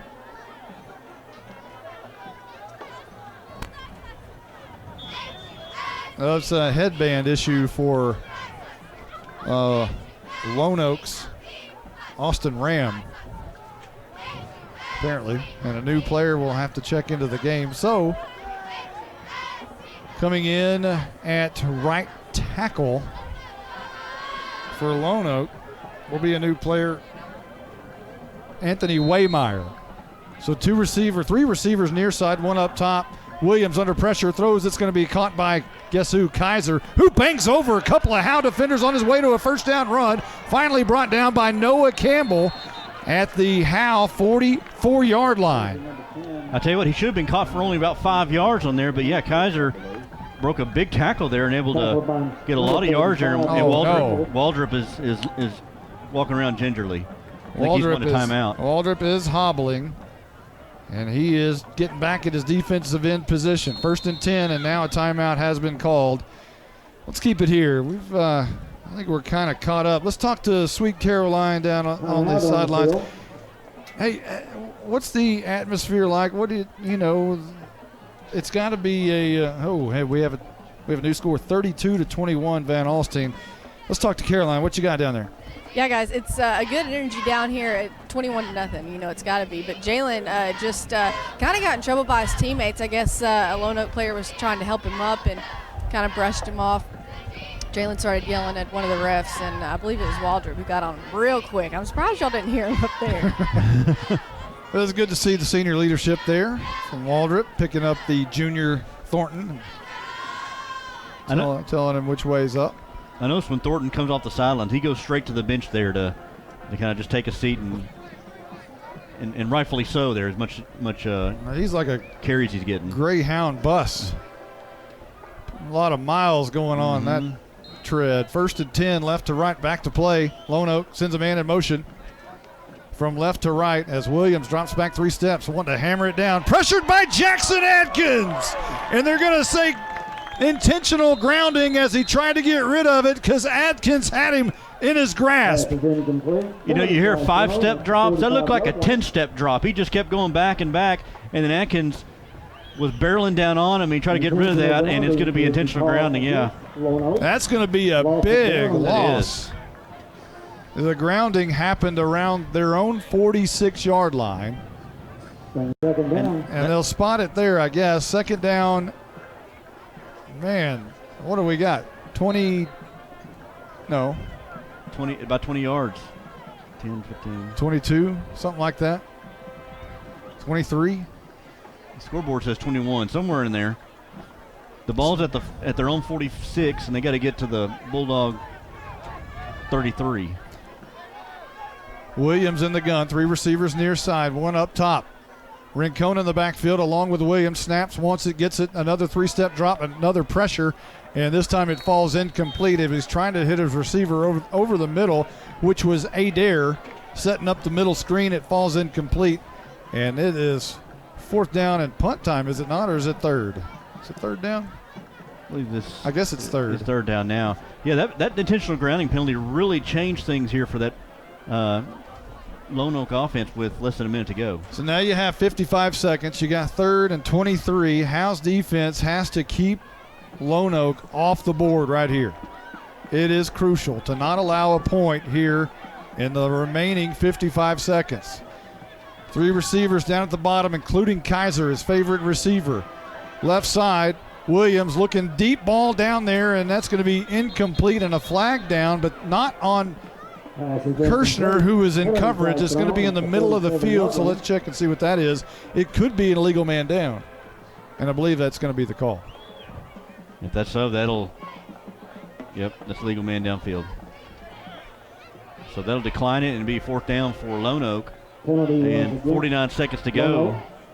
Declined by the Bulldogs. So 4th down, and Lone Oak is going to bring in the punt team because they'd have to get somewhere around New Beginning Fellowship to pick up the 1st down, and that's a long way away from here.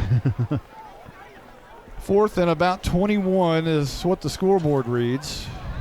What you'd like to do is have Jalen Thornton get a nice long return to the end zone. Yeah, it would be the end zone, but even not, I mean, if you get into Buffalo territory, it really sets you up pretty here for the Bulldogs. Underwood's punt's a low line drive kick and a bounce near the 20 and go straight out of bounds. No opportunity for a return for Howe and Thornton, but it leaves 42 seconds on the clock, and you know what Nate Lynch wants to do with 42 seconds on the clock. Let's put some points on the board. Hammer it. I don't think Nate Lynch is all about sitting back there taking a knee. Playing conservative. Although I believe, Mr. Cowboy over there I don't think he's got any timeouts left. The board says 3, but I don't think he has any left. I don't think he has. I don't think he does either, so. Of course, we're talking about Larry McFarland, the former head coach here in Howe. He's a professional bull rider, real cowboy. A good guy. Everything but the cowboy hat. First down and 10, right to left. Haley rolling out right, wanting to throw deep down the field, hammers it over the middle. It's going to be intercepted by Kaiser at the 25-yard line. Kaiser taking it up the middle, now to the left hash, and they're going to be close to a touchdown right here. Wow. And now all of a sudden with 31 seconds, Lone Oak can punch it in inside the 10-yard line at about the 5. Not a good pass there by Haley. Rolled to his right and threw it almost kind of across the field. Rolled to his right and threw it to the middle of the field there, and Kaiser able to pick it off. And the worst thing that could happen for the Bulldogs has happened, a turnover on their side of the field. And the Buffaloes are inside the 10-yard line. And a ball placed at the 6. It wasn't the worst thing that could happen, but almost the worst thing. The worst thing is if they score. Ball's at the 6 as Williams will go under center for the second time tonight. He's going to roll out, wanting to throw under pressure from the backside, and he's going to be slung down at about the 3-yard line. And the clock is still rolling at 21 seconds, and now a late flag comes in, and this one, Jaron Ing, the birthday boy, is pointing towards Lone Oak, saying it's against them, and that would be huge for Howe if that's a big 15-yard penalty against Lone Oak. It really would be for an offense that's had trouble moving the ball, moving them back, and with 20 seconds to go, and we think no timeouts, that would really put them behind the 8 ball. Lone Oak, that is. The officials talking about it. Now they're going to, I believe they're going to walk this one back a little bit. So it's going to be holding call. Our spotter, Carson Grogan, said. Carson did a great job last week on the sidelines. Did a good job. And nice debut there from Stone Cold Carson Grogan. Penalty is against Lone Oak. Yeah, what was that? There you go.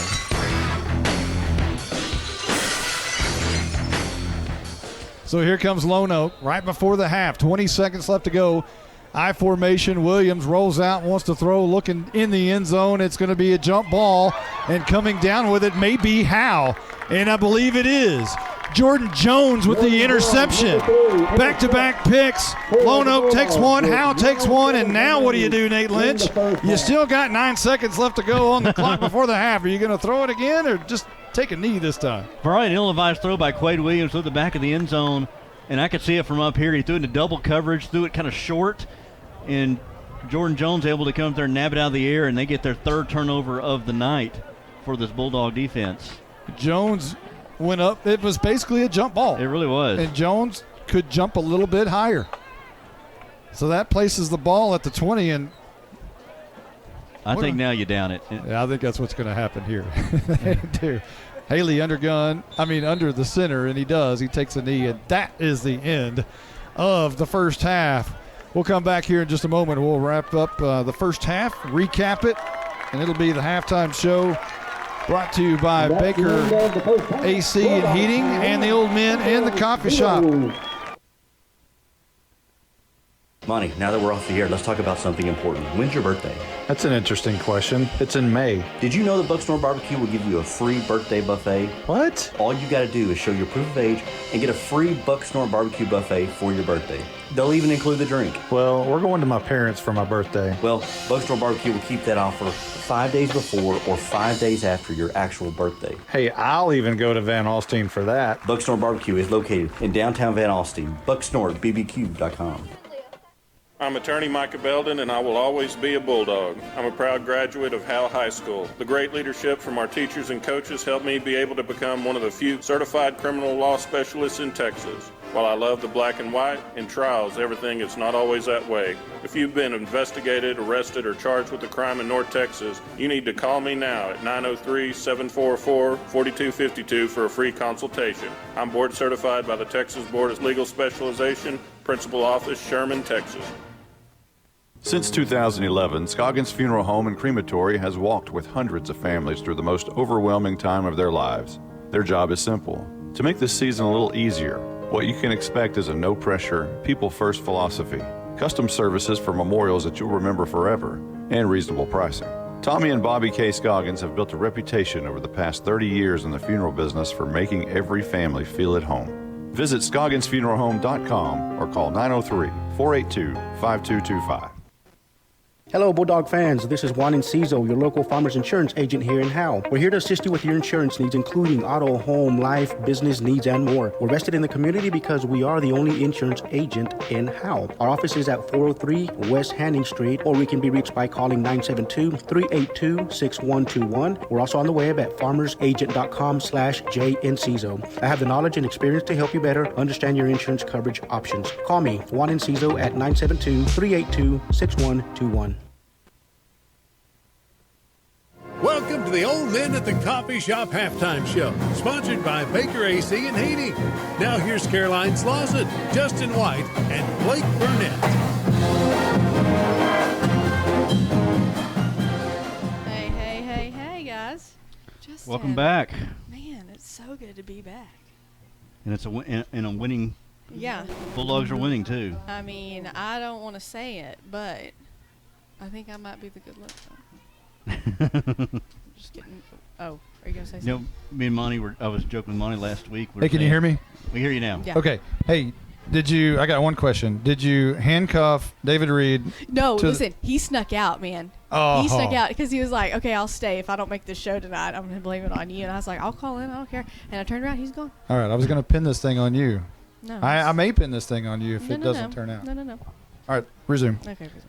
Well, I was telling Monty last week, I said that we were sure that you probably during the Jason Aldean concert probably went to the restroom or the main concourse and tuned into us instead of listening to Jason Aldean. Listen. Monty Walker and Justin White or Jason Aldean. That's a... In all honesty, I did not tune in. However, in between every song, I was checking my app. So that is true. I got to move this. I'm so sorry.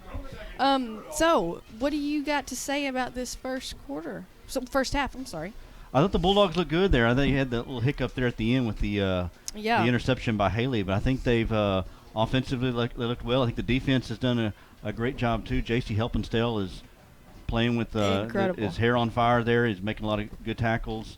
Jalen Thornton's doing what he usually does. We'll see here in a little bit from the Blizzard on what his stats are, but he's already got a couple of touchdowns.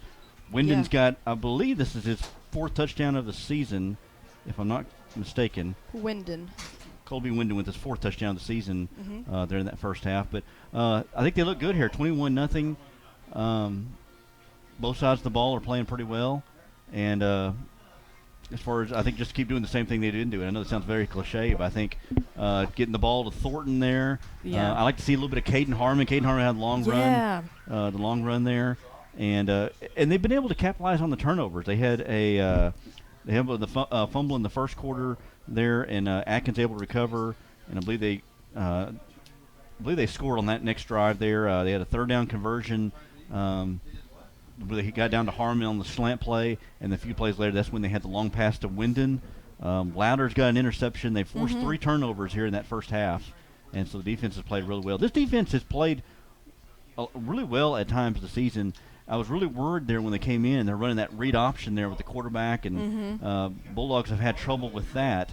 But the thing is, they haven't seen the quarterback, Quade Williams. They haven't seen him get involved very much. He's just been throwing the ball more. Right. If they had him running the ball, I think that may cause the Bulldogs problems. Well, just like you had mentioned, the only thing I have written down here as far as offense mistakes go is just that one interception here at the very end of the half by Austin Haley. And this is something that I don't know if it was like this last week, but the week before when we were here, we kept talking about Jalen and how just every play he was so tired. I mean, he would lay there on the field for a few seconds even before he got up. That's not happening today. No, he was. I told Monty during the first half. He's even jumping over people in this game. Yeah, he leaped over somebody about 3 yards. When he comes to the sidelines, there he comes and sits there on the bench. He's like the only one that comes and sits on the bench. Yeah, and well, just take some. When Williams rest. is in, he does it with him. But and that's every game. But those past few games before last week, and like I said, I don't know if it was like that last week, but that's something I'm noticing that Jalen doesn't seem as tired as he has been in passed. Yeah, so. you're right though. And we may see it in the second half when he gets hit. He stands there, he lays there for about 3 seconds, and I wonder if he's injured or dead or what. Yeah, and he'll finally get up. He's done. Yeah, and then just keep running like nothing ever happened. Well, even he looks like sometimes he looks like he's limping a little bit. Oh yeah. And then he gets the ball and just goes like flying. no problem at all. 21 minutes and 37 seconds left here in the half. We've got the Lone Oak Band playing right now. 21-0 is a score. Howe on top of Lone Oak here in the half. We'll be back with scores around the area and some stats on this first half on Howe Enterprise. Welcome to the old... Monty, now that we're off the air, let's talk about something important. When's your birthday? That's an interesting question. It's in May. Did you know that Bucksnor Barbecue will give you a free birthday buffet? What? All you got to do is show your proof of age and get a free Bucksnor Barbecue buffet for your birthday. They'll even include the drink. Well, we're going to my parents for my birthday. Well, Bucksnor Barbecue will keep that offer 5 days before or 5 days after your actual birthday. Hey, I'll even go to Van Alstyne for that. Bucksnor Barbecue is located in downtown Van Alstyne. BucksnorBBQ.com. I'm attorney Micah Belden, and I will always be a Bulldog. I'm a proud graduate of Howe High School. The great leadership from our teachers and coaches helped me be able to become one of the few certified criminal law specialists in Texas. While I love the black and white, in trials, everything is not always that way. If you've been investigated, arrested, or charged with a crime in North Texas, you need to call me now at 903-744-4252 for a free consultation. I'm board certified by the Texas Board of Legal Specialization, Principal Office, Sherman, Texas. This is Larry Mays. I'm the master plumber and the owner of Torque Plumbing in Howe, Texas. We do commercial and residential plumbing, everything from major construction of new restaurants to service plumbing calls to local citizens. We even service water heaters. We're located here in Howe off of Highway 75 at 102 South Collins Freeway. We're family owned and operated and are vested into the Bulldog community. Give us a call at 903-532-0525. Mention this ad for free service calls. Attention Bulldog Nation. Come down to the Sonic and Howe for half-price shakes after 8. When the Bulldogs are home, they'll even stay open for you rough, tough Bulldogs until 11 p.m. Sonic of Howe is where you get great food and big smiles and a little message for our Howe Bulldogs football players. Go Bulldogs fight, Bulldogs win, win, win. This is how you Sonic. It's not just good, it's Sonic good. I here call this meeting to order for the old men in the coffee shop. On the agenda today is number 1, this impeachment stuff, politics, Biden, Pocahontas, weather, and Bernie. Agenda item number 2, the mainstream media, they stink. Sometimes we get turned up at the coffee shop, but at Baker AC and Heating, we want to make sure your heat gets turned up or your AC gets turned down. Celebrating 50 years in business with all of our friends, not just the ones at the coffee shop. Still located on Highway 5. Come by and see us. Welcome back to the Old Men at the Coffee Shop halftime show, sponsored by Baker AC and Heating. Now here's Caroline Slauson, Justin White, and Blake Burnett. Welcome back to Bulldog Stadium. Looking at some scores around the area. Denison playing Frisco High tonight in Frisco, 10-7. The end of the third quarter already. Denison on top on the road in that one. Sherman traveling all the way to Texarkana, playing Texas High tonight, 13-7 at the half. Texas High on top of Sherman. Commerce and Van Alstyne, I'm going to let you do that one actually because y'all been talking about it all night long. Bonham playing their homecoming game against Pottsboro tonight. Don't know why they did that, but 37-6. Pottsboro on top of Bonham with just under a minute left in the first half. Actually, go and do the Commerce Van Alstyne. I don't have it pulled up right now. Okay, Commerce and Van Alstyne halftime, 32-21. Van Alstyne on top of Commerce at the moment. As we know, that can change. Okay, just again some scores just around the area. Some of the bigger schools. Allen leading Jesuit 41-17. That's at the half. McKinney Boyd trailing Prosper in the third quarter 16-3. Plano and Plano East battling. Plano leading that one 21-13. That's at the half. McKinney High leading Plano West 24-7. Let's see here. SNS and Callisburg tonight 7-6. Callisburg on top of SNS at the half. Tom Bean and Collinsville tonight 22-0 at the half. Tom Bean on top of Collinsville. Let's see, McKinney North leading 22-13 over West Mesquite. Salina trailing Melissa. That's at the half, 15-10. That's a big game there for Melissa and Salina. Aubrey leading Crum 36-3. That's in the second quarter. Pottsboro leading Bonham 37-6. You'd already said that one, though, didn't you? I did. That's right. White in Cooper tonight, 14-0 at the half. White on top of the Bulldogs in that one. Bells playing Chisholm tonight at home, 14-0 at the half. Bells on top of the Mustangs. Oh, another one. City View High School out of Wichita Falls. They're leading Gunner. Gunner, the number 4 team in the state, 27-14. That's at the half. So it's an interesting score there. If anyone is interested in the Yankees-Astro games, 4-1. Yankees on top of the Astros. End of the seventh. So, anything else? That's all I got. You want to take a? We'll go ahead and do Blake. Blake, you ready? Blake, the Blizzard burnout will bring you the first half stats. Distressful defiance, somber submission, and enigmatic. Thank you for the introduction there, Caroline. As we'll jump right into it, says Howe's up 21-0 to the half. It's a good sign for the Bulldogs tonight. We'll start with the offensive stats. Austin Haley, the quarterback, 6 of 9, 80 yards and a touchdown with 1 interception. Don't know why he threw that across his body there to Caden Harmon late in the second half. Almost cost the Bulldogs some points. The interception was made by Jack Kaiser, who is playing the best football for the Lone Oak Buffaloes tonight. Caden Harmon has 3 catches for 64 yards and a touchdown. Jalen Thornton, 13 carries for 92 yards and 2 touchdowns to lead the Bulldogs tonight. Was that Harmon that got the touchdown? Yes, it was Harmon. I'm sorry, I said Wyndon. I'm sorry, I thought that was Harmon. The Bulldog leading tackler tonight, as always, J.C. Helpenstell, who has 3 big hits out of his 6 tackles tonight. Stephen Waldrop adds 5 tackles and about 3 quarterback pressures. Arturo Louder adds an interception, Jordan Jones an interception, and Jackson Atkins a fumble recovery. To tell you the story of this game, the Bulldogs are winning the turnover battle 3-1 over the Lone Oak Buffaloes tonight. Now we'll jump into the Lone Oak stats. Quade Williams is 5 of 15 for 50 yards, 2 interceptions, 3 rushes for 3 yards.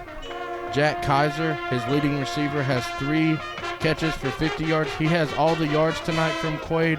Quade's other 2 passes were completed to Mariano Rincon, but went for no gain. Rincon adds 5 carries for 24 yards to lead the Buffaloes' rushing attack. And Jack Kaiser also has 5 tackles on defense.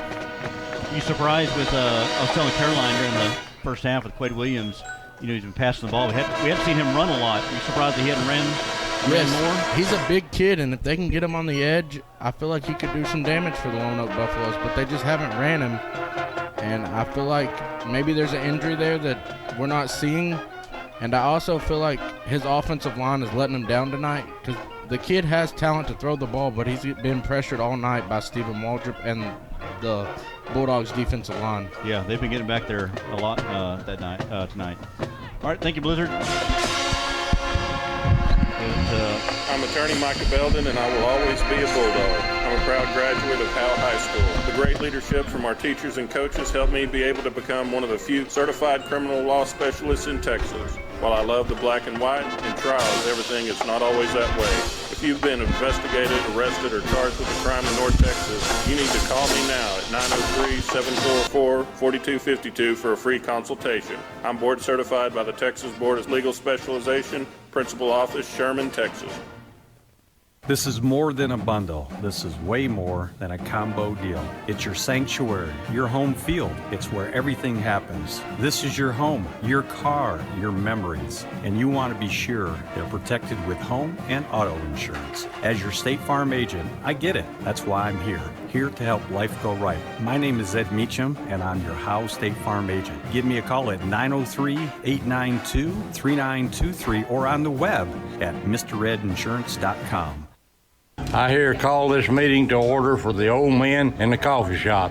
On the agenda today is number 1, this impeachment stuff, politics, Biden, Pocahontas, weather, and Bernie. Agenda item number 2, the mainstream media They stink. Sometimes we get turned up at the coffee shop, but at Baker AC and Heating, we want to make sure your heat gets turned up or your AC gets turned down. Celebrating 50 years in business with all of our friends, not just the ones at the coffee shop. Still located on Highway 5. Come by and see us.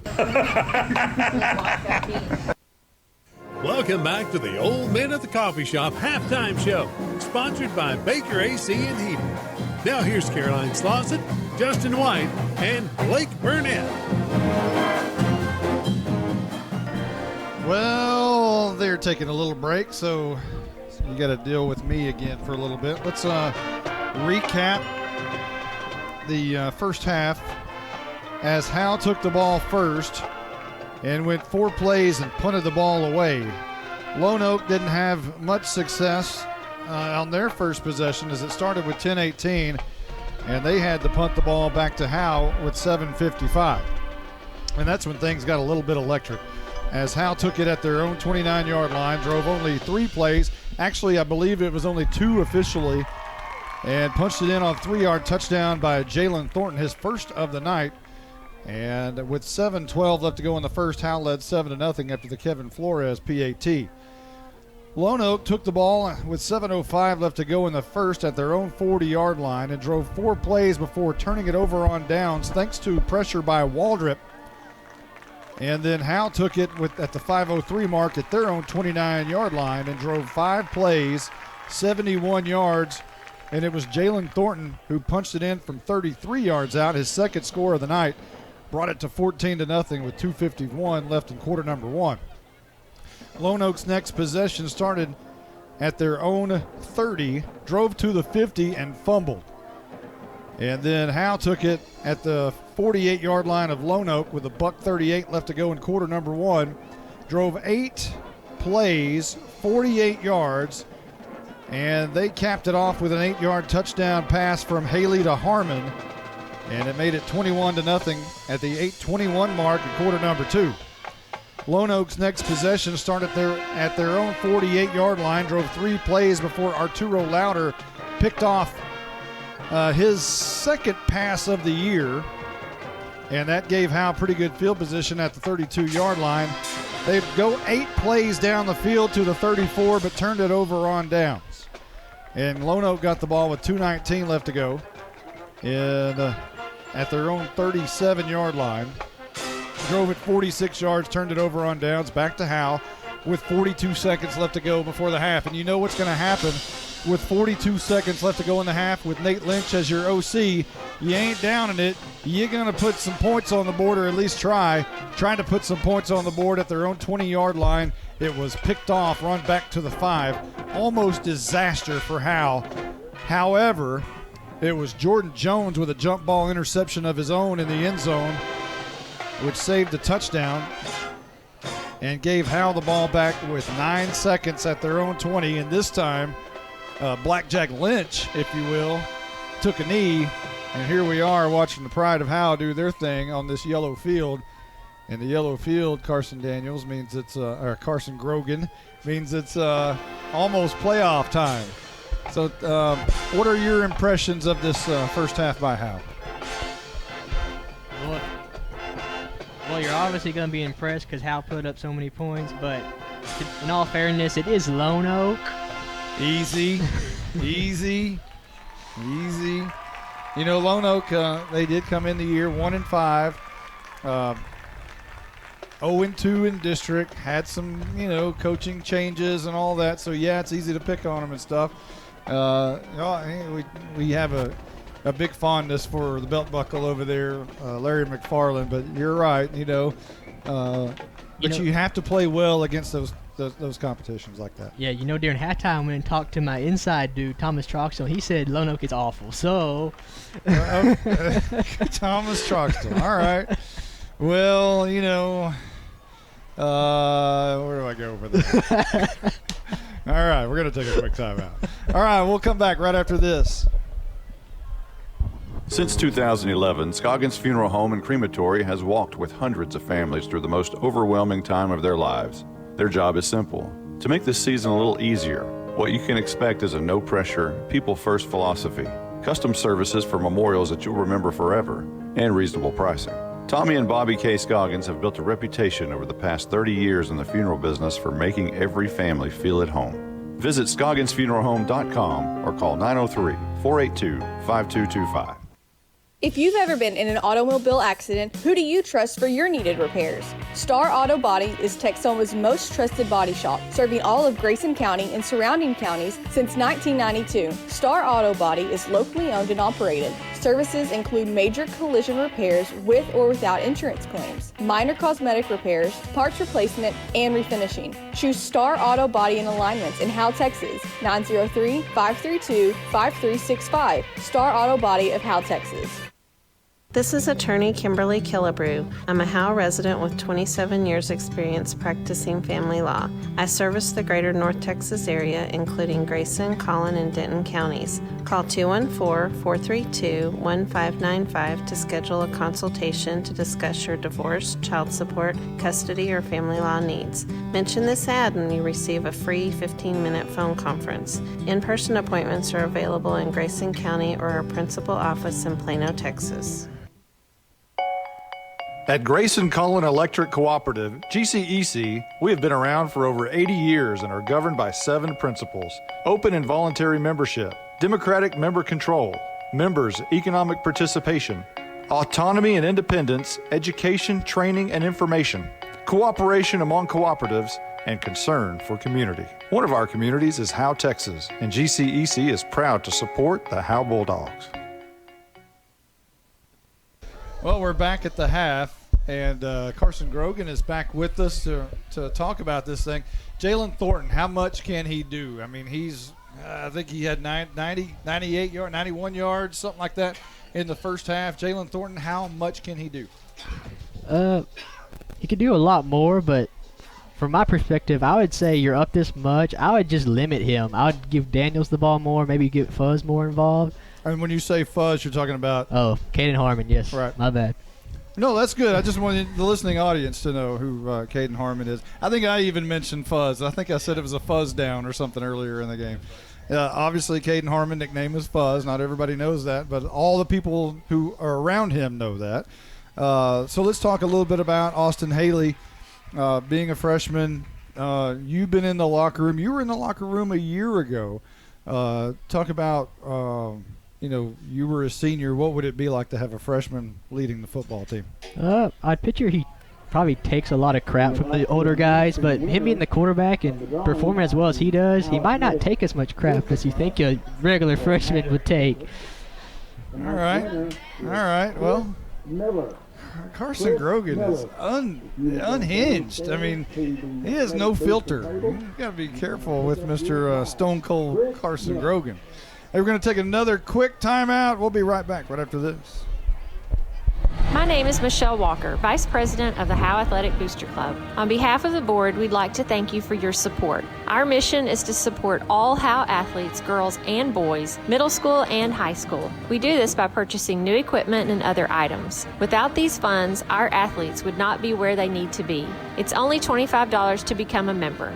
Hey, this is Coach Jalen. Our motto this year for the Howe Bulldog football team is all in. And all in means our football team, community, parents, everybody. We need everybody to be all in this year. And that includes you guys joining the Athletic Booster Club.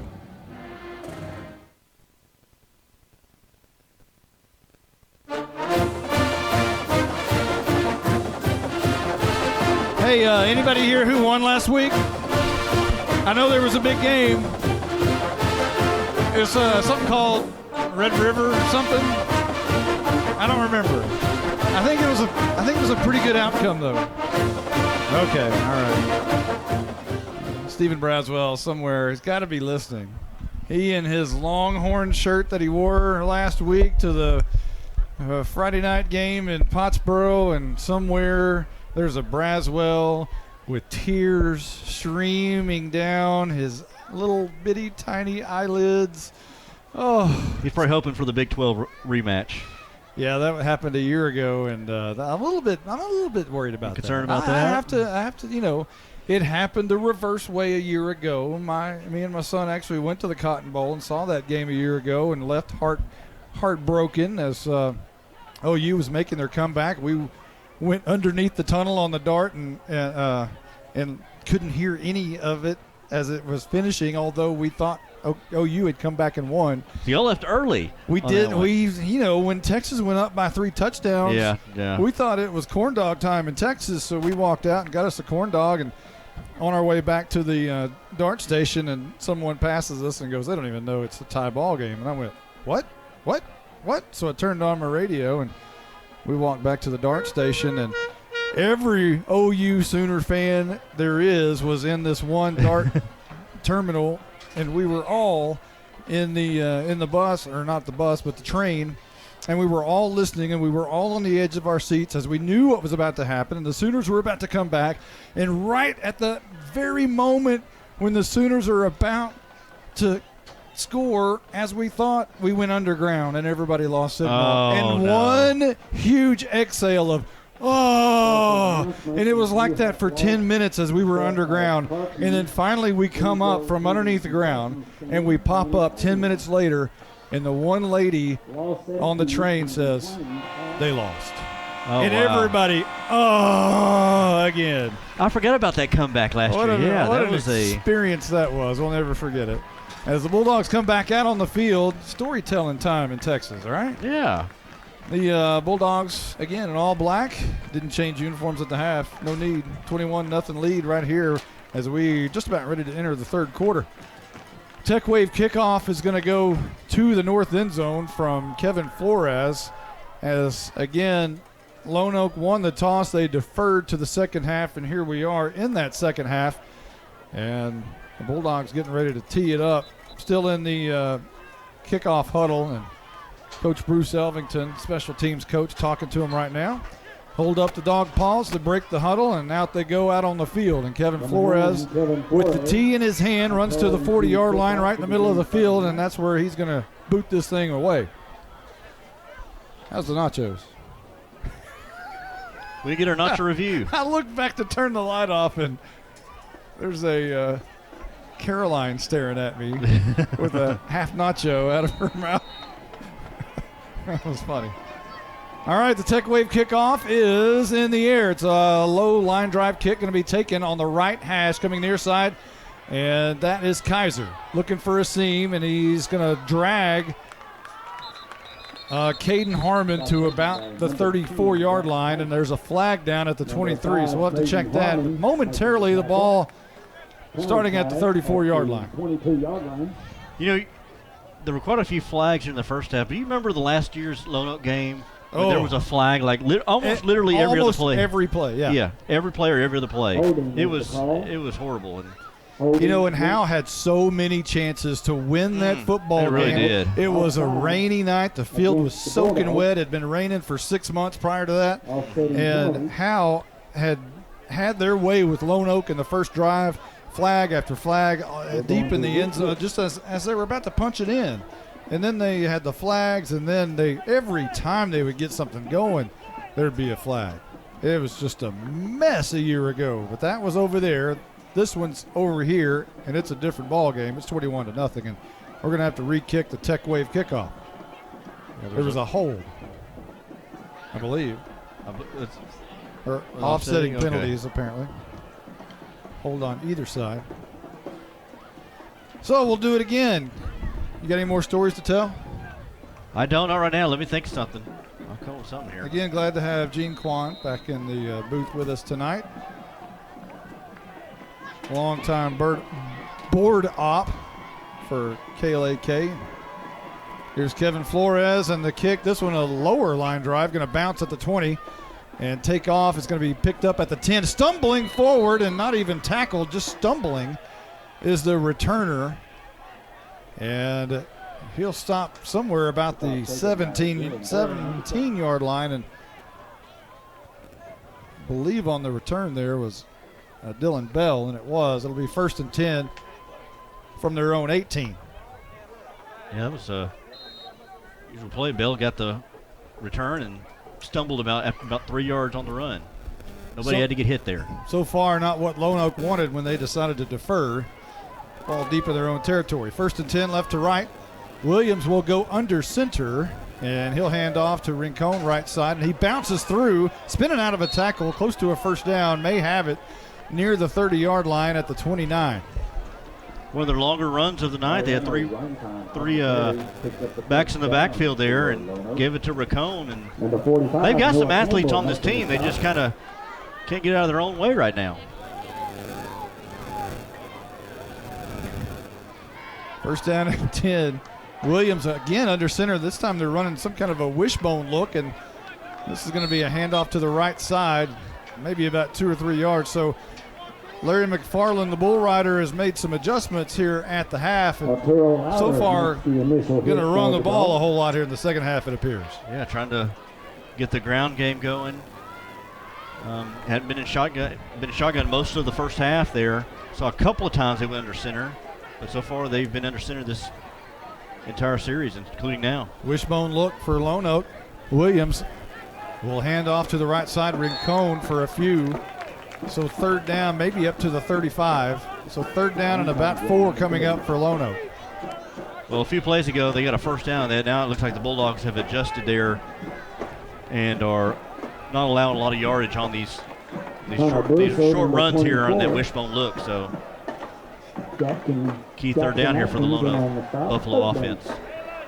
So third down and 4. Big kudos to Dakota Harrington stepping in tonight, playing great on that defensive line. Here's a toss. Rincon, right side. Arturo Louder trying to strip the ball from him. And it's going to be enough for a first down as he crosses the 40 to about the 42-yard line. Louder was there just trying to strip it. I've said they got some athletes on this team. Get Rincon there out in space there on the pitch out. And get there, use some of his speed, and got it behind his blockers there and able to get enough for a first down. First and 10 near midfield at the 42-yard line. Traveling from the left to the right towards that south end zone. Everybody's bunched together. Now, again, a wishbone look as Williams is going to hand off to Kaiser, who was in the backfield. The ball's on the turf, picked up, and it looks like Elvington may have it. And the Bulldogs are going to return it about 3 yards, and Jordan Jones comes up with the fumble recovery. Have yourself a game, Mr. Jones. Jones with an interception and then a fumble recovery there. The running back there, I don't know if that was Rincon, got hit at the line, spun, and then the ball came squirting out. Then Jones picked it up and ran it back for a few yards. So Jones having a nose for the ball tonight. Well, it was a handoff to Kaiser. Okay. And Kaiser didn't get a good grip on it. And the Bulldogs were right there smelling blood when that ball was being fumbled around a little bit with Kaiser, and they just stripped it. And Jones, again, with another turnover tonight. And if that's my calculations are correct, that is the 4th turnover of the night forced by the Bulldogs. First and 10. And Haley, handoff. Thornton looks right, cuts right, now has about 5 yards near the 30 to the 32-yard line. Got him in that pistol look there. And just goes around the right side there and weaves his way through the defense. Quickly now, same play. Thornton cuts it right, maybe a yard, maybe 2 to the 30. So third and about 4 coming up for Howe as they're staying on the ground here in the second half. So far, everyone's staying on the ground. Yeah, trying to move this clock here. 8:50 and counting. Third down and 4. Howe moving fairly quickly. Daniels in the backfield with Haley. Again, we'll say that a lot the next 3 years. Rolling right is Haley, looking down the field, throwing it, and it's going to be caught by Harmon. And then he dropped it, but it's picked up by Thornton in midair. He runs to the house. It's that time in Texas. He might have flicked it to him. Harmon caught it, flipped it to Thornton. Oh, my. And now the official says incomplete, or was it a forward flip, or was it backwards? Now we have there's a pass. So what I saw was Haley roll out to his right, hits Harmon as he's right at the sideline there, almost falling out of bounds, and then flips it to Thornton as he's passing by. Perhaps he was out of bounds, and maybe that's the call. Anyway, it's 4th and 4, and Haley's in the gun barking. And now they look to the side. Not a lot of argument going on from Howe about that play, but it happened on the far side, so not easy to see from here. And now Harmon will come from far side to near and line up in the slot along with Thornton on the near side. Wyndon split out wide, and now Harmon goes in motion from left to right. And a low snap. Haley has to pick it up, run for his life, and now he's in trouble, and he goes down for a sack, and that's the second time bad snaps has really caused a big issue on fourth down for Howe. Really, I was just about to say the same thing there. You know, that last play there where Harmon fell out of bounds, heady play there by Harmon, but it could have been a risky play if he would have thrown it back in the field of play, and it could have been scooped up by Lone Oak. Luckily, I guess depending on how you look at it, was out of bounds there. You know, Harmon went up for it, flipped it over. It's like the NBA. He was like he's falling out of bounds and flipped it to a live player. Ball at the 38. Lone Oak on their own side of the field, moving left to right. This is going to be a toss out of that wishbone look, and the flag is down, and so is Rincon after a gain of about 3, but let's check the flag. Good job by Caden Harmon to shed his block there. And able to, I wonder if he was the one who was held maybe there on that one. Let's talk with Caroline Slauson down there, our Night Furniture sideline reporter. Did you have a chance to talk with Michelle Carney? Was she willing to talk to us? No, she was not. Not willing? No. Well, I don't know if y'all have seen, there's another Howe student, I believe, down here. He's got this hat on. He's doing video, but she did not know that. And so she was a little wondering, like, am I getting to the boot? Or they got a new photographer down here? Oh, it's some kind of videographer? Yes. Videographer? What is the name of that? Videographer, yeah. Okay, there we go. Yeah. But she says next season will be her 14th season, so I can interview her then. I'm going to bake her a cake. No, she don't want something I bake. Somebody else can bake it. I'll give it to her. Here is Williams rolling out, scrambling to the left. He gets out of the pocket. He's good for about 9 yards on first down, as the ball was down around the 20-yard line. I don't know why they don't do that more often. There was a play action, kind of a bootleg there. I don't know if it was a design run or not, or if he just saw nobody downfield, but he took off and ran and got quite a bit of yardage there. Make this a reasonable second down and 11, but I don't know why they haven't ran Quade Williams just a little bit more. Ball at the 36-yard line on the Lone Oak side of the field. Second down and 11. This is a toss. Left side. And looking for some yardage is Rincon, who gets about 4. And that is actually on the carry. And he'll get to the 42-yard line perhaps. Wishbone look. They pitch it out there. And then as soon as Williams pitches it out, he becomes a blocker as well there for Kaiser. Gets a few yards on that, brings up a 3rd and long here as the clock continues to tick. No change in score from Commerce and Van Alstyne. I think it was 32-21. 32-21, yeah. 3rd down and 7 here for Lone Oak, moving left to right. And this will be flags before this one can get underway. A little bit of a gain, but J.C. Helpenstiel makes sure that Rincon goes nowhere. About a yard gain perhaps, but let's check the flag. And again, Jaron Ing, the birthday boy, comes off the field with helmet issues again. He's had those issues all season long. Really can't seem to get a good hat on as Ryan Hale will come into the game for him. 3rd down and 7. Let's check the flag. Let's see. So Ryan Hale getting limited action. Don't see a lot of Mr. Hale on the field. Getting some time here. We saw a big tackle early in the season that he had. I think that was Bonham. He laid out one of the running backs there for Bonham. They're going to push this back 5 yards, so 3rd down and about 12 for Lone Oak. There's 6:46 and rolling here in the 3rd quarter. Again, Howe still up 21-0. No points so far in quarter number 3. 3rd down and 12. As Williams will still go under center. And this time he rolls out right under pressure by Brusso, who has him by the arm. Escapes, however, throws it down the field. It's incomplete. Nearly intercepted by Elvington. Nice defensive pressure by number 24, Hunter Brusso. All for naught. And good coverage by Leighton And it's now Elvington. 4th down for Lone Oak. Number 4. On their own side of the field, and appears to be punt time for Underwood and company as Jalen Thornton will scamper back on his side of the field underneath the 30-yard line.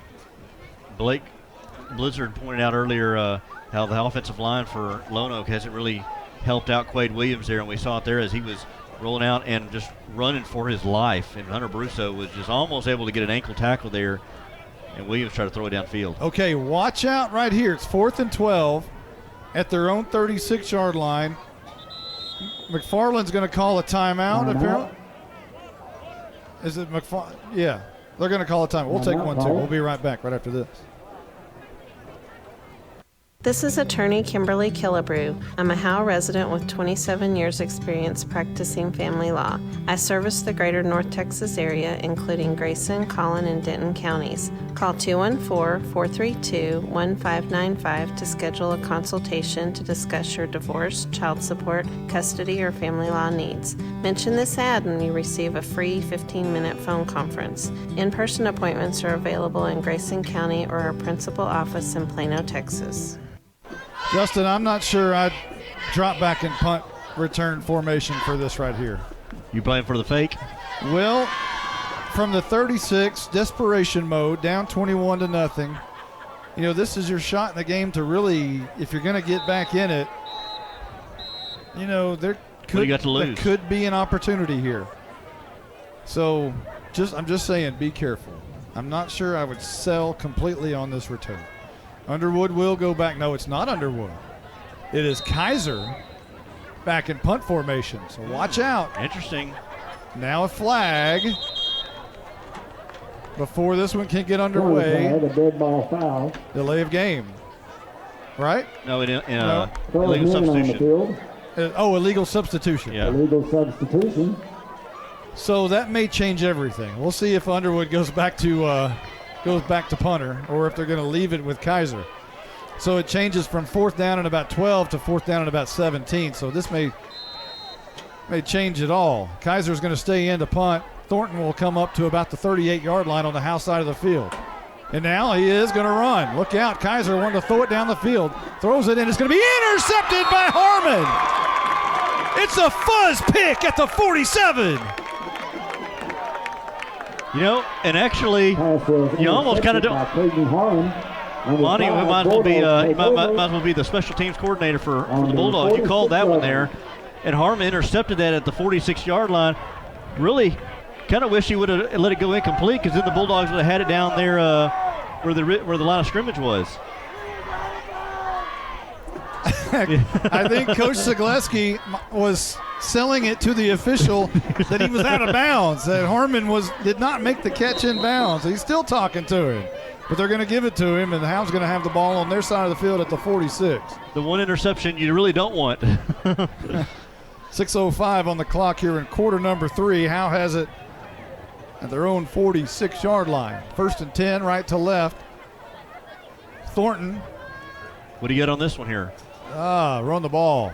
Carson Daniels, right side, makes a cut to the 5 after about a 5-yard gain now thrown by Carson Daniels to midfield, and it could be Carson Daniels' time in Howe Bulldog Stadium.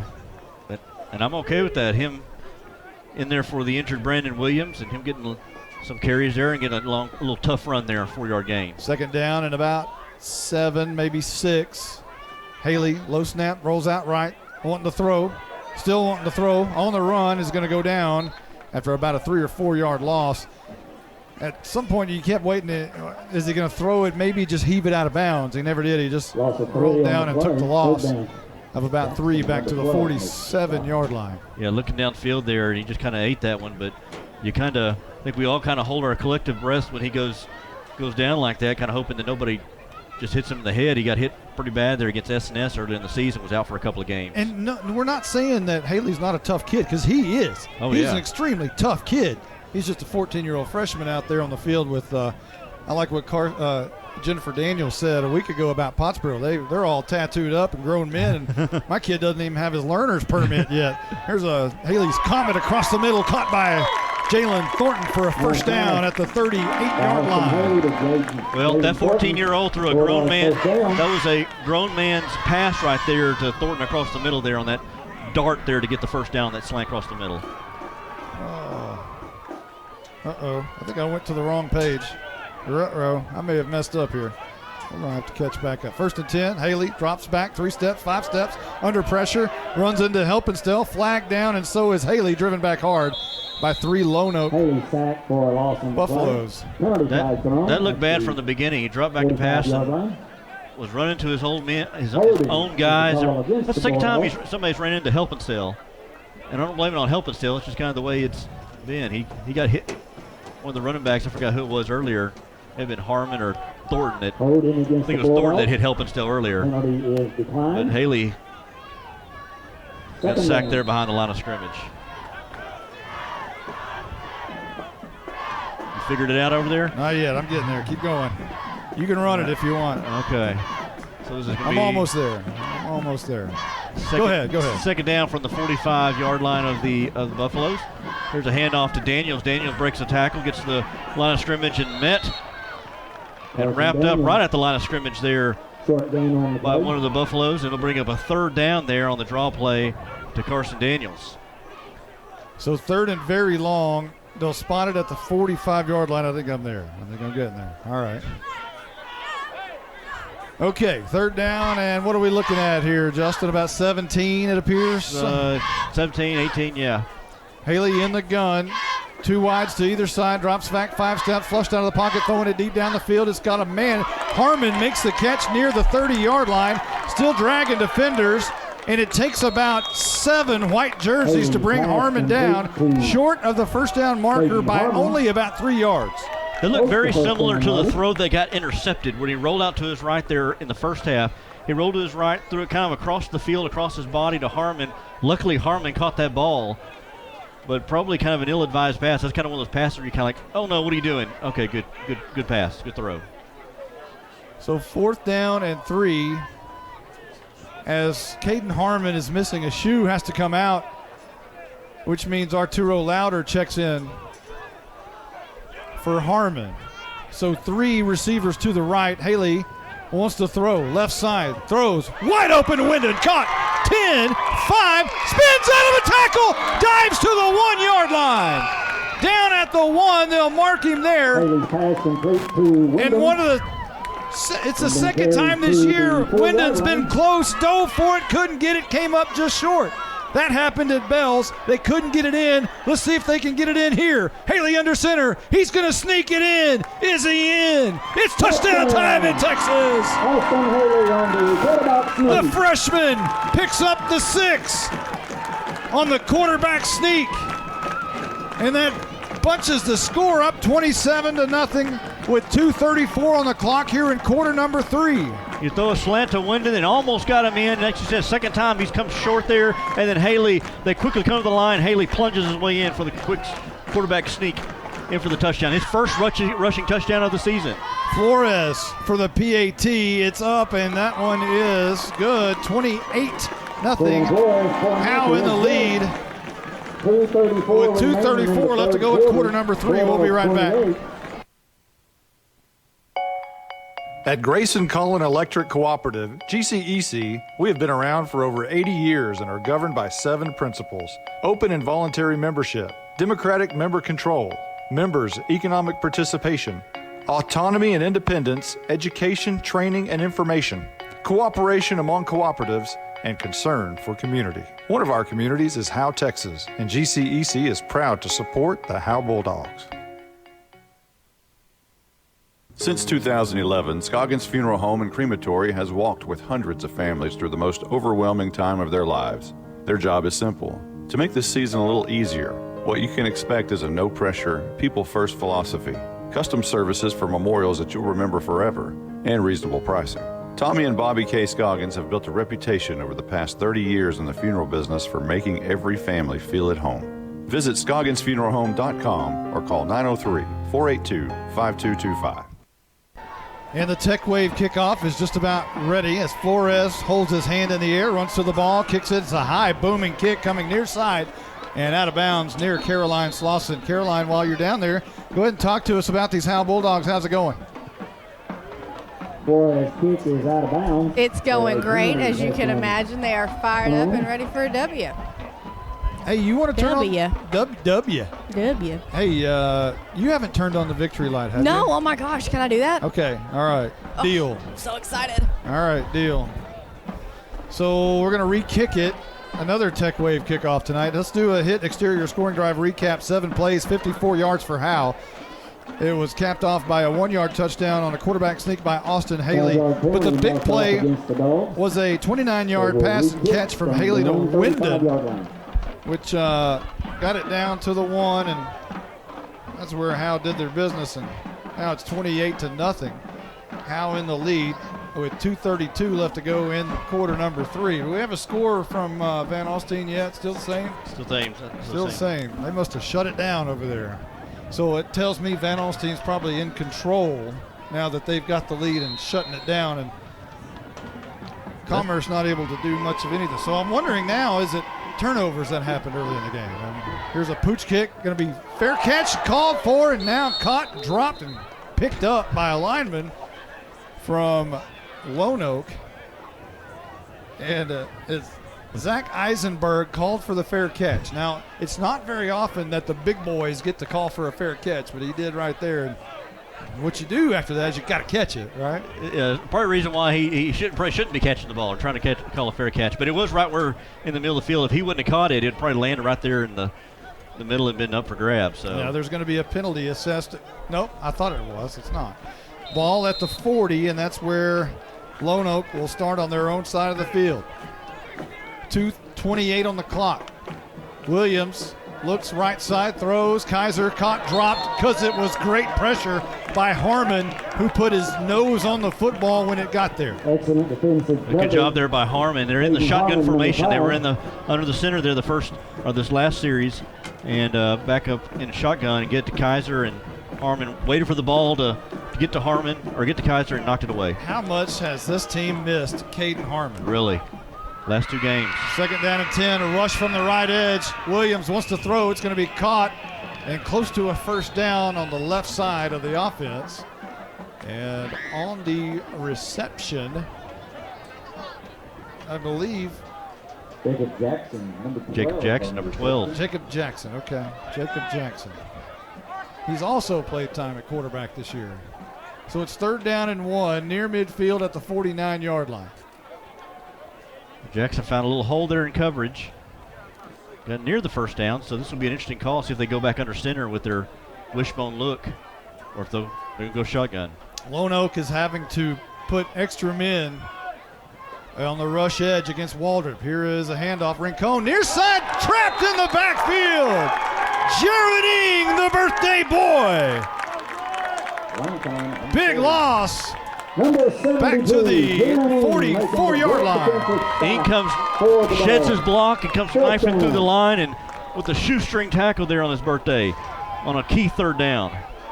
No helmet issues. No. Hat's still on. Hat's still intact. So I would not think anything was happening here. No fake on this one. Although Kaiser is still back there. Thornton will stand at his own 26-yard line. Low snap, and Kaiser's going to have to punt this one away, and he does. Thornton tries to catch it on the run. I don't know if he touched it. Did he not? Man. If he touched it, it's Lone Oak's ball deep on Howe territory, but apparently he did not, and that looked like it was close. Wow, that was. Ball at the 14-yard line is where Howe will take over going right to left. Well, you're in control right now, and I think you do it. What you kind of been doing is you kind of run the ball, and I think it's safe to say this game's in hand. I know you got a quarter left to play, but John Tyler. Yes, that. There's always those 3 words that scare the ever-living water out of every coach. 53 seconds left to go in here, and something about water and all that was part of that broadcast. Pee in my britches. I think wet my britches. Wet my britches. Here's Thornton on a carry up the middle, and one Lone Oak defender has Thornton by the back of the helmet. No flag is down. They'll give him a couple of yards there. There's not much doing by Thornton right up the middle. Jalen Thornton now over 100 yards on the night for the Bulldogs. And we are not even yet to quarter number 4. What did the old man at the coffee shop say the other day? We put our britches on the same way they do. Yeah. Oh, yeah. Caroline needs a visit to see the old man in the coffee shop. Here's a swing pass out, incomplete, as Haley was trying to hit Arturo Louder at the 20-yard line. 3rd down coming up. A little bit behind Louder on that one. And Coach Lynch keeping foot on the pedal here. There's no question Caroline would fit right in, and she would be part of the group within like seconds. Make her feel welcome. 14 seconds on the clock. Haley in the gun with Thornton to his left, Daniels to his right. Once the snap gets it, it's a good one. Looking right, throwing it down the field, incomplete and almost intercepted. Trying to hit Jordan Jones on the slant in. It was behind him and almost in the lap of the defender, Colton Money. Yeah, catchable ball there by, I thought by Jones. Went through his hands. A little off target there, but catchable ball. So with 9 seconds, it's 4th down and 8. House deep in their own territory, going to have to punt this one away. And we have a new score, 39-21, or is that the same score? 39-21 in the third quarter. Van Alstyne and Commerce, and Van Alstyne on top. Seems like they're in control now. Thornton to punt this one. He punt returns, catches, rushes. Now he's going to punt from inside his own 5. It's a short kick, high kick, bounces at the 41-yard line, out of bounds. And come on, official. Oh, they're going to give him a great spot. They're going to make at the 44. Walk. They actually gave him 3 more yards than where it actually hit. You never see that from an official. Hey, the line judge is Bob Mayama. Remember that name. I may send him a cupcake or something. I like line judges like that on punters that don't walk it back. You almost sound like Michael Moser trying to pronounce that last name there. Mayama. Yeah. Joaquin, what was it? Alejandro. Dankenstater.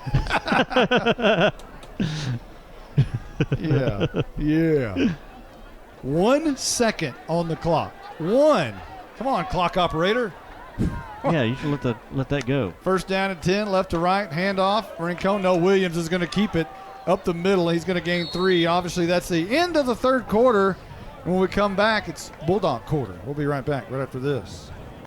Hello, Bulldog fans. This is Juan Enciso, your local farmers insurance agent here in Howe. We're here to assist you with your insurance needs, including auto, home, life, business needs, and more. We're vested in the community because we are the only insurance agent in Howe. Our office is at 403 West Hanning Street, or we can be reached by calling 972-382-6121. We're also on the web at farmersagent.com/JEnciso. I have the knowledge and experience to help you better understand your insurance coverage options. Call me, Juan Enciso, at 972-382-6121.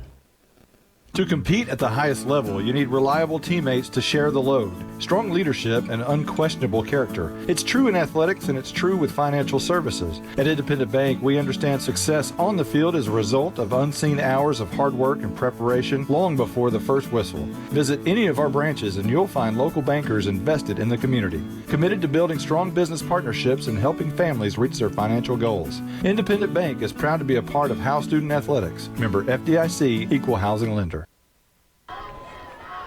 With the touchdown pass by Austin Haley tonight, he moves ahead of Brian Freeze on the all-time list with his 11th career. The next one would tie Andre Liss. Now keep in mind, Andre played 4 years of varsity football as a quarterback. Here's a handoff to Rincon and whistles before this one can get underway. Yeah, so Andre Liss, a quarterback for Howe from 82 through 85, those 4 seasons. 82, 83, 84, and 85. And he had 116 pass attempts and 325 attempts, 116 completions. Of course, they were wing T back then, and they even ran the veer with Buck Smith in the first couple of years. So not the passing type quarterback was Andre Liss, but he did have 12 career touchdown passes. Haley sits with 11 right now. Of course, Haley has, coming into the game, 106 career passes compared to 325 for Andre. 2nd down and 11. Here's a toss, right side, left side. Kaiser makes the catch. Arturo Louder grabs him by the legs at the 40-yard line, shy of the first down by about 6 yards. 3rd down coming up. So he could pass 2 people here tonight. 2 record holders there on the. Well, he passed Freeze and then could tie Andre with his next one, Andre Liss, and 13 would time with Josh Ferris. So moving on up like George and Wheezy is Austin Haley. And he's still got 3 more years to go. Ball at the 40-yard line on the House side of the field. Lone Oak on a 3rd and 6 situation. Williams wants to pass. Pressure coming from Ing across the middle, and Louder almost has a pick. Is in and out of his hands. And that one you can give credit to Jeremy. He made Williams feel a little uncomfortable, made him get rid of that a little quicker than he wanted to. And Louder jumped that slant route and almost got a second pick of the night. Hey, if we're going to interview somebody tonight after the game, I call for birthday boy Jaredine. Yeah, why not? He's had a whale of a game on defense tonight. Just an outstanding game. Really and we has. never really talked to J.C. Helpenstell enough. Probably one of the best defenders Howe's had in a decade. One of the players of the decade, I would imagine.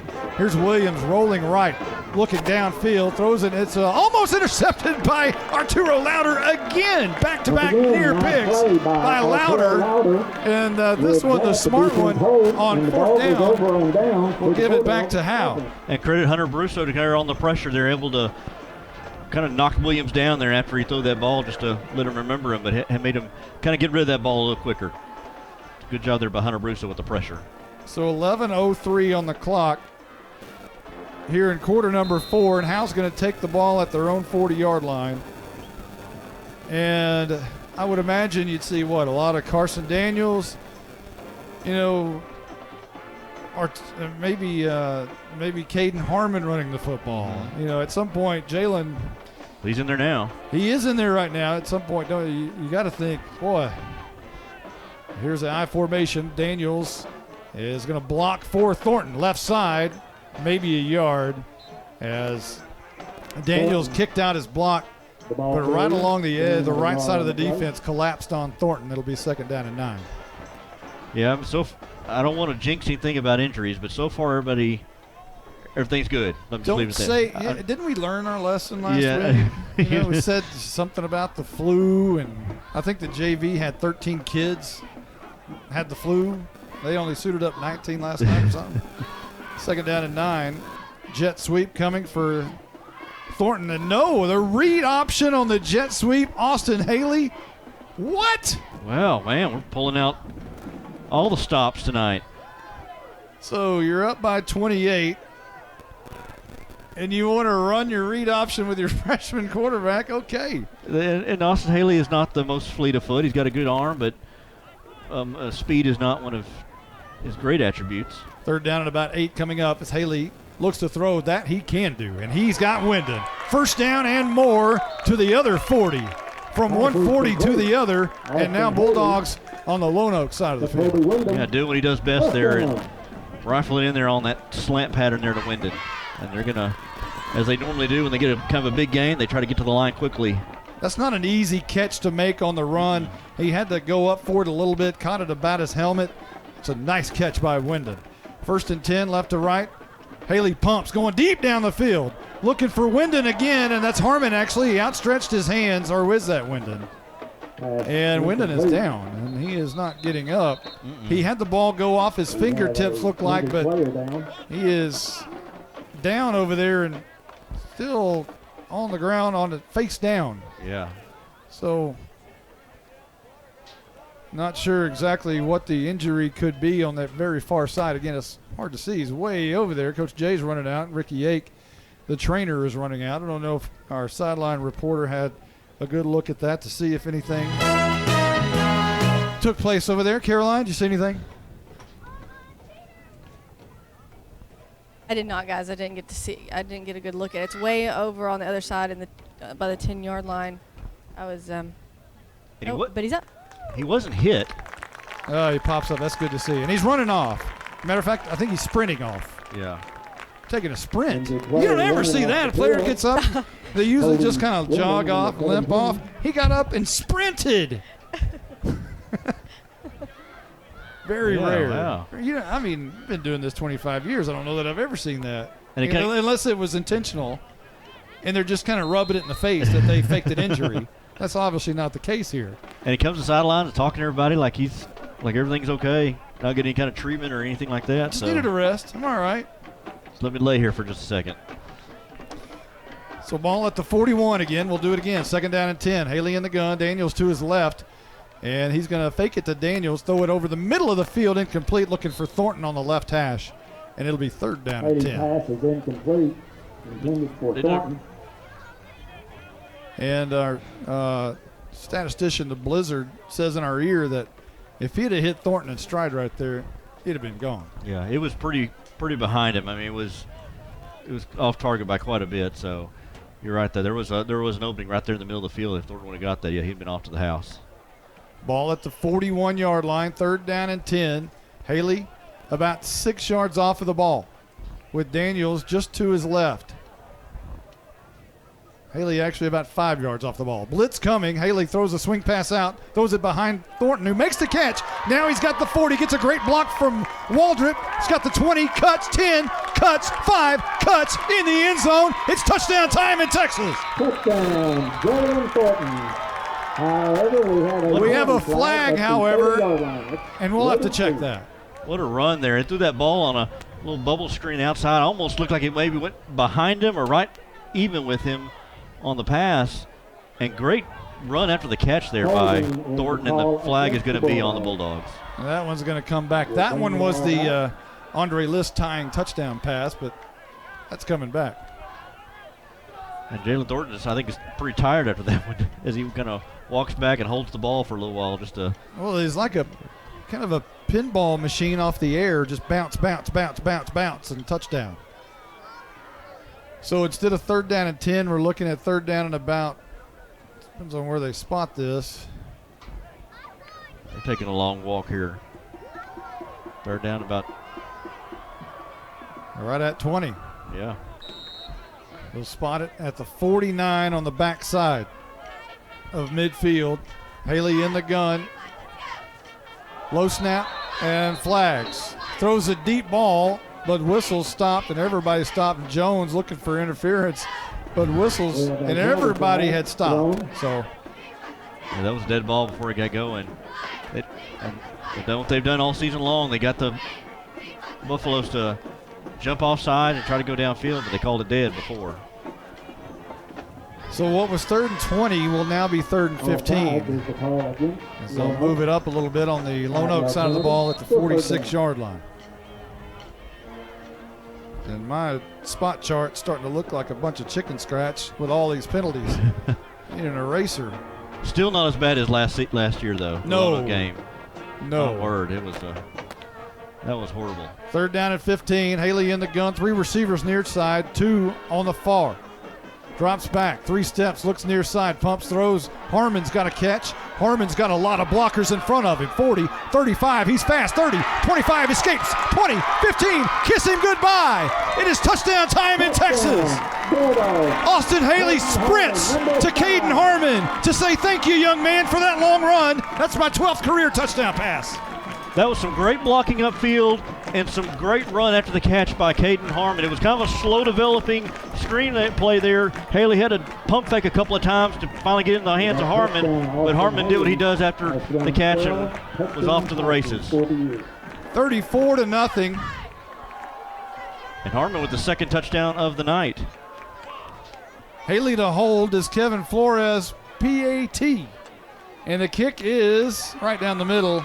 And good. 35-0. Howe in the lead here at home. It's a good-looking night at Bulldog Stadium. We'll be right back right after this. This is Larry Mays. I'm the master plumber and the owner of Torque Plumbing in Howe, Texas. We do commercial and residential plumbing, everything from major construction of new restaurants to service plumbing calls to local citizens. We even service water heaters. Go ahead, located Blizzard. Here in Howe off of Highway 75 at 102 South Collins Freeway. We're family owned and operated and are vested into the Bulldog community. Give us a call at 903-532-0525. Mention this ad for free service calls. Attention Bulldog Nation. Come down to the Sonic and Howe for half-price shakes after 8. When the Bulldogs are home, they'll even stay open for you rough, tough Bulldogs until 11 p.m. Sonic of Howe is where you get great food and big smiles and a little message for our Howe Bulldogs football players. Go Bulldogs fight, Bulldogs win, win, win. This is how you Sonic. It's not just good, it's Sonic good. 6 plays, 60 yards on the drive for the Howe Bulldogs. Capped off by a 46-yard touchdown pass from Haley to Harmon, and Harmon did most all the work there. Here's your Tech Wave kickoff after that hit exterior scoring drive recap. It's going to be taken up the middle of the field by Kaiser, straight up the middle, now left hash up to the 39-yard line, and that's where Lono will start their next possession as we now have a 35-0 game with 8:26 remaining in quarter number 4. So Caden Harmon with a great night tonight on his return back from a 2-game absence. 5 catches, 125 yards, and 2 touchdowns. Wow. How much has this team missed Fuzz? Caden Harmon. A lot. Man, really have. 1st and 10, right to left. Williams back in the gun. Low snap, looks right side, throws it. It's going to be incomplete, trying to hit his receiver. Louder was in coverage, but the ball just went right through his hands. And that was Jackson, the intended receiver. And it's not only Harmon offensively that you miss, but defensively he's had a great game tonight. He's broke up a couple of plays. He's had a great couple of tackles. As a matter of fact, defensively is probably where you miss him the most, especially when Williams is here and everybody's healthy. But, man alive, what a night he's had tonight. Both sides of the ball. That's another one we could talk to Really? tonight. 2nd down and 10. Williams looks right side again. Throws. Caught. Jackson and dropped. About 7 yards shy of midfield by about 3 at the 47-yard line. Louder with good coverage there, able to tackle him as soon as he got it, but Helpenstell was able to finish him off there with it's like a forearm shiver there to the receiver as he went to the ground, as he caught that ball. 3rd down and 3, and Lone Oak's taking their time here, down 35-0. 7:52 is rolling off the clock. They may be kind of waving the white flag here. Adair coming to the near side. 2 men in the backfield along with Williams, and Williams is going to keep it right over right tackle. And he's got a lot of room, and he can run that read option. Again, as you mentioned, kind of wondering why they haven't done more of that tonight down to the 41-yard line on the house side. I wonder if there is some kind of injury we don't know about, but he's a running threat, and they just have not really utilized him tonight. And obviously he could really have done something there as he got a first down. Watch out right here as the left tackle for Lone Oak goes out, which is Heath Kelly. And Waldrop has been tearing up that corner. And now Hunter Brusto goes over there to that rush edge. This is Williams. He hands off to Rincon, and he's going to gain a lot of yards to the near side. And now he tries to escape the last tackle of Jordan Jones, and Jones wraps him up at the 32-yard line, but a big gainer there. He was trapped after about 4 yards, but bounced out of it, came near side. Yeah, got a nice, after that initial surge there, was able to rip off a couple more yards there, and Bulldogs trying to keep this shutout here. Lone Oak trying to crack the goose egg. So Lone Oak sends a new left tackle into the game, which is Joe McCollum.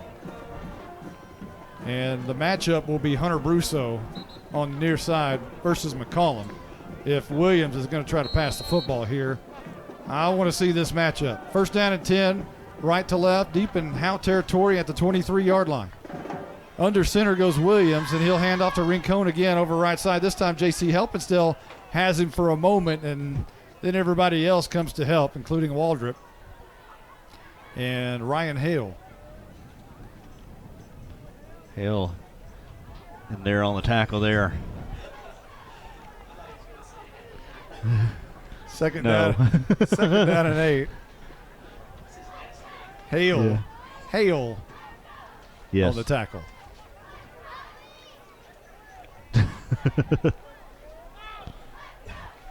What did we have last week? You said something last week, wasn't it, or 2 weeks ago? I don't remember what it was. I don't. now. Yeah. No, it wasn't. It was 2nd down and 8 here. Handoff Rincon, left side, trying to push it out, and he's going to be tackled by none other than the 2 men on the field that you expect to make the tackle. 152 is Helpenstell. J.C. Helpenstell. Number 4 is Elvington. That's what it was. Oh, yes. I'm not going there. It's 3rd down and 5. Last Each week it's something. We figured out what it was, but we're not going to go there. 3rd down and 5. The ball at the 17-yard line. And this is going to be a handoff to Rincon, kind of the buck sweep to the right side, maybe a couple of yards. So 4th down and about 3 coming up. Trying to get around that corner there, and Bulldogs did a good job there sealing off, not letting them get around the edge. Was there a flag on the play there? Yeah, there is. I like the idea of interviewing Ing or Helpenstell. We always seem to interview the offensive guys, get the defensive guys some love. Yeah, and at some point, Harmon would be a good one as well. We could interview a lot of kids, but I think Ing, Helpenstell, those would be good ones tonight, especially if they're able to preserve the shutout. We have to go back and look how long it's been since Howe's shut out a football team. I can't remember, and I'll have to go back and look. And to be a big penalty here, as a 15-yarder will put Lone Oak inside the 10-yard line at the 8. Perhaps I shouldn't have said anything about a shutout. First and goal for the Buffaloes. First and goal. It's Lone Oak right to left towards that north end zone, 8 yards away. I formation as Williams goes under center. Handoff. Rincon trapped behind the line of scrimmage. Nothing doing there. As the Bulldogs, Noah Campbell and others wrestle him down for no gain. 2nd down and goal coming up from the 8. Good job there of the Bulldog defensive line to kind of get off their blocks there. And Campbell cheering that committee there of Bulldogs to make that tackle. They go in different formations as well. They're very multiple. Yeah, seen gone under center, gone shotgun. When they go under center, they go I formation. We've seen the full house backfield there. It's just different formations. Almost to the 4.5-minute mark left to go in the game, and now Williams is going to call a timeout. We'll keep it right here. Well, let's take one. We need to take one. We'll do that real quick. We'll be back right after this. If you've ever been in an automobile accident, who do you trust for your needed repairs? Star Auto Body is Texoma's most trusted body shop, serving all of Grayson County and surrounding counties since 1992. Star Auto Body is locally owned and operated. Services include major collision repairs with or without insurance claims, minor cosmetic repairs, parts replacement, and refinishing. Choose Star Auto Body and Alignments in Howe, Texas, 903-532-5365. Star Auto Body of Howe, Texas. Andre Liss is a good friend of mine, and his wife is the band director here at Howe. Has been there a long time, and Andre was a really good quarterback, one of my idols when I was going through here when I was a young kid, middle schooler, and they were going to the playoffs and going to deep playoff games and playing against Groveton, who's eventual state champions, and in Corsicana, you go to those cold playoff games, and Andre Liss was the quarterback, and man, that was good times. And Austin Haley tonight ties Andre Liss on the all-time touchdown list. That's his 12th career touchdown tonight, passing. Only a freshman. A lot to go. Williams from the 8-yard line moves a lot of people in motion, and now he's going to run. Flags down. He fires it in the end zone. It's incomplete, and he just showed off his cannon. But nothing doing there. It's incomplete, and there's a penalty flag against Lone Oak. Illegal motion, legal shift there by the Lone Oak, and I kind of figure something because there was a lot of moving around, a lot of window dressing there before the snap, and kind of found out it was illegal. So they'll move it back. Where are we at? 15-yard line. Yes. A quick scoring update. Commerce has scored is 39-28, so they pull within 11. Van Alstyne's still on top. How much time's left in that game? 11:20 in the fourth quarter. So it's 2nd down and goal here for Lone Oak at the Howe 13-yard line, trying to punch in some late points and get on the board. Williams just shovels it out to Rincon. That could be a fumble. Howe has it. We'll see what they rule there. He just shoveled it out to him. I don't know if it was a lateral or I don't know if it's a fumble. The officials are talking about it. It wasn't a direct pass. He just kind of shoveled it out there, and Howe's got the football. Lateral on the play. What a disastrous chunk that was from Williams out to Rincon. It just never looked good from the beginning, and now we got to look back and see about the old shutout thing. How long has it been? Yeah, that's a weird play there. Yeah, went back behind him there, and I think he thought it was an incomplete pass, Rincon, and it was a live ball. A good job of the Bulldogs to be aware and pick that up. And, yeah, maybe they can preserve this shutout with 4:21 left in the ball game. Ball at the Howe 14-yard line. So they've got a long way to go to get out of their own room. Harmon now goes in the backfield. Thornton out of the game. Daniels still at fullback. Haley goes under center. I formation. And this is a handoff to Carson Daniels, who has a lot of room, gets a good block from, he could have had a great block from Louder. He was waiting on, had he got that block from Louder, he might have made it to midfield and more, but a great run by Carson Daniels, the best run he's had so far of his young career. Yeah, got to be the longest run here. Again, that fullback dive, just a quick hitter there. And he gets past the first line defense there and able to break to the outside there. A good run by him. And I thought he was out of bounds, but it looked like they're going to keep the clock going. One thing about Carson Daniels, he's a good, straightforward runner. He's not going to lose yards. He's not going to bounce around, try to get extra yardage off of a end around. He'll just run straight forward, always positive yards. Got Elvington in at fullback now. Haley still in at quarterback. He hands off to Elvington, same play, straight up the middle. He's got a lot of room, a first down run of about 11-12 as the pile keeps pushing forward, and Elvington finally goes down near midfield at the 47-yard line. Everybody getting some carries here. 16 yards by Elvington. And Elvington, who's used to kind of carrying the ball a little bit, playing quarterback last season in that slot T offense, gets the handoff in the first down. Daniels back into the game. Elvington checks out. He does some kind of a high five with Zagleski, and now his dad, Mr. Elvington, goes over and says a word to him. I'm sure that's a proud dad moment. Ball near midfield, 1st and 10 at the 47-yard line. Howe trying to kill the clock. 3:16 left to go. I formation, Daniels at fullback.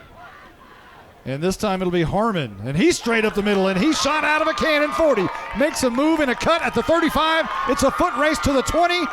He's still diving, trying to get past tacklers, still pushing the pile forward. Flags everywhere at the 15-yard line.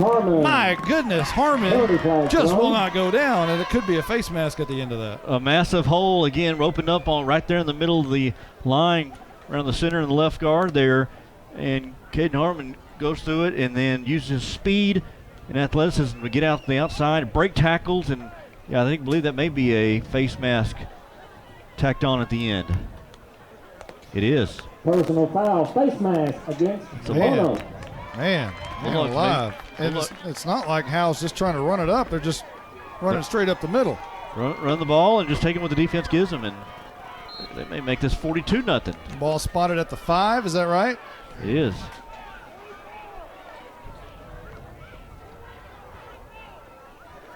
So Howe breaks the huddle. Louder split out wide to the left. Near side is Wyndon. Everybody else tight, I formation. Haley under center. Hand off to Elvington up the middle. Elvington is in for the touchdown. Touchdown time in Texas. Leighton Elvington on the board from 5 yards out, straight up the middle. 41-0 awaiting this PAT.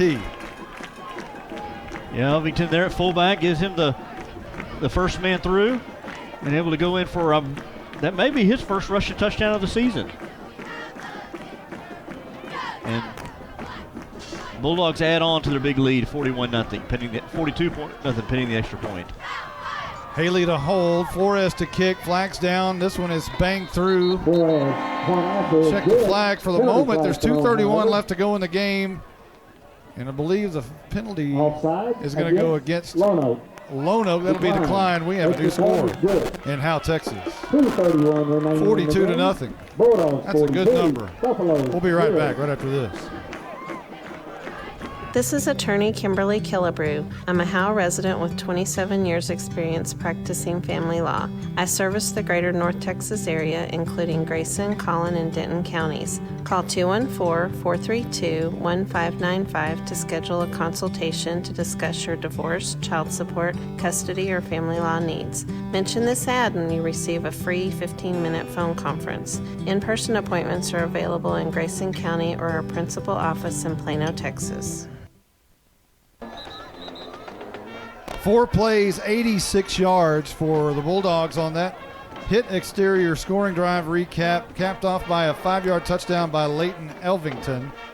And we're just about ready for our Tech Wave kickoff. All right, so Flores to kick off. 2:31 left in the ball game. 42-0. Howe on top of the Buffaloes. Trying to go 3-5 on the season and their second district win. Here's the kickoff and the return, taken at the 17-yard line, goes to the right side, gets a few blocks up to the 30, up to 35, 40, still on his feet, midfield, cuts back, 45, 40, 35, 30, one man to beat. He's going to go all the way end zone for a touchdown. Is it Bell on the return? I think it's Austin Ram on the return. Austin Ram on the return. I believe that's right, Justin. I believe that is Ram. So, I'm not going to tell my mother that I was looking up when the last time Howe has had a shutout, because I'll get the text that says you just jinxed us. For the second week in a row. Man, I can't. I got to stop doing stuff like that. That's what I was doing. That's why you were doing play-by-play. Yeah. Because I was looking up when the last time it was. No. Did you ever find out? No, I'm not going to look it now. Or did it get called back? Is there no? Are points on the board? No points are on the board. And I think the touchdown is good. There's a flag. Against the Bulldogs. Against the touchdown is good. The touchdown is good, we hear. And there's a flag against the Bulldogs. So, man alive. I got to stop doing that. So Dylan Bell, if that was Bell with the long return, he fumbled it there at the very beginning around the 15-yard line. They got some blocks. Popped right over the offensive lineman's head, or the guy right in front of him. It popped right over his head into his lap. Wow.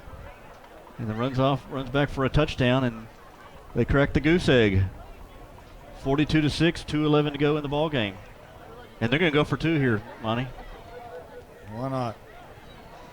Williams will hand off straight up the middle and knocked backwards. So it's going to remain 6 for Lone Oak.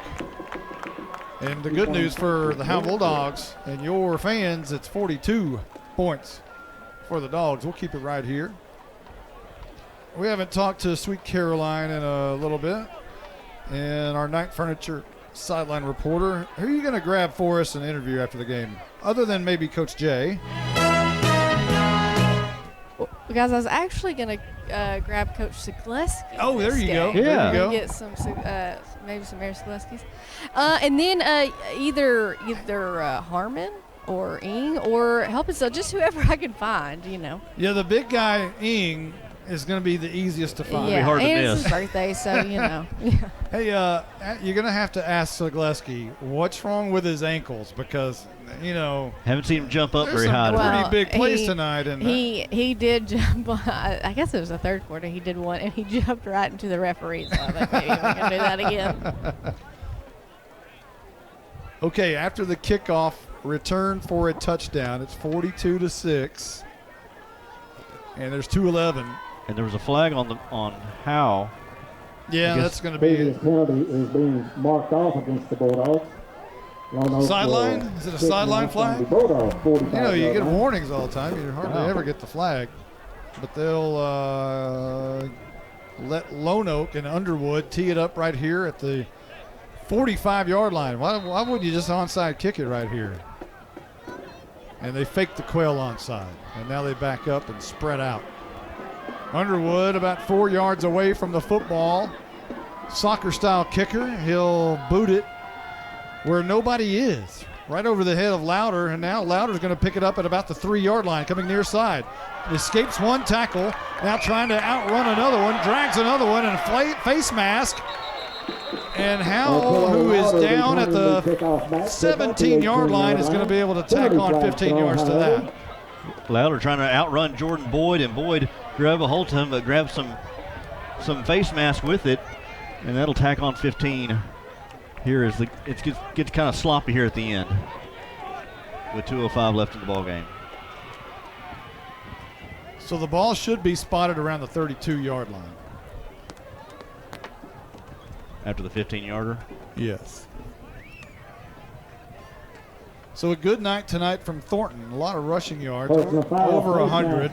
Against Lone Oak. A good night tonight from Harmon. A lot of receiving yards. A good night tonight from Austin Haley. Has a lot of passing yards.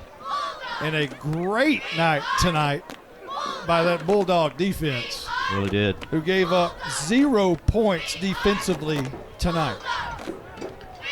And Quade Williams was under siege all night long. He was running for his life as that Bulldog defense, with Brousseau and Waldrop and Ing and Helpenstiel pressuring him all night long. Bill Jailing looks to be on his way for his 14th career win, his 6th here at Howe. Moved to 6-12. 1st and 10. This is a handoff to Carson Daniels. No gain there. He'll be down right at the 30. In that game, Commerce and Van Alstyne still 39-28. Van Alstyne still on top. Carson Daniels. It's in the fourth quarter. 39-28. Yes. Second down. And Howe will travel to Commerce next week. And another game where you don't really know what to expect with Commerce. With 2 district wins, Howe controls their own destiny. And with a win next week, they're in. Yeah. With a win tonight, they may be in. The chance, yes. Haley, handoff. Carson Daniels bounces it out right and now hammered down at the 34-yard line. Gain of 3. As Coach Chase says, you win a win tonight, put you in the dogfight. Put you in the dogfight. And a win next week, and you're pretty much in. 3rd down and about 7 for the Dogs. Clock is moving. We are under a minute now. Another play, perhaps. Hey, Lynch is going to hammer it down deep right here, is he not? No. 42-6 and just maybe get him to jump off sides and just go long to Colton Thurman into the game. Split out wide right. Aiden Norton split out wide to the left. Haley handoff. Carson Daniels, big hole, midfield, 45, and a big run. A big hole on the right side. Carson Daniels. First down, Dogs.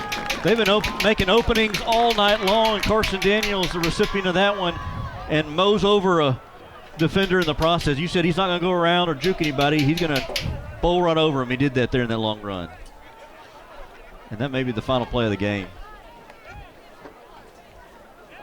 Ball at the 42, 20 seconds.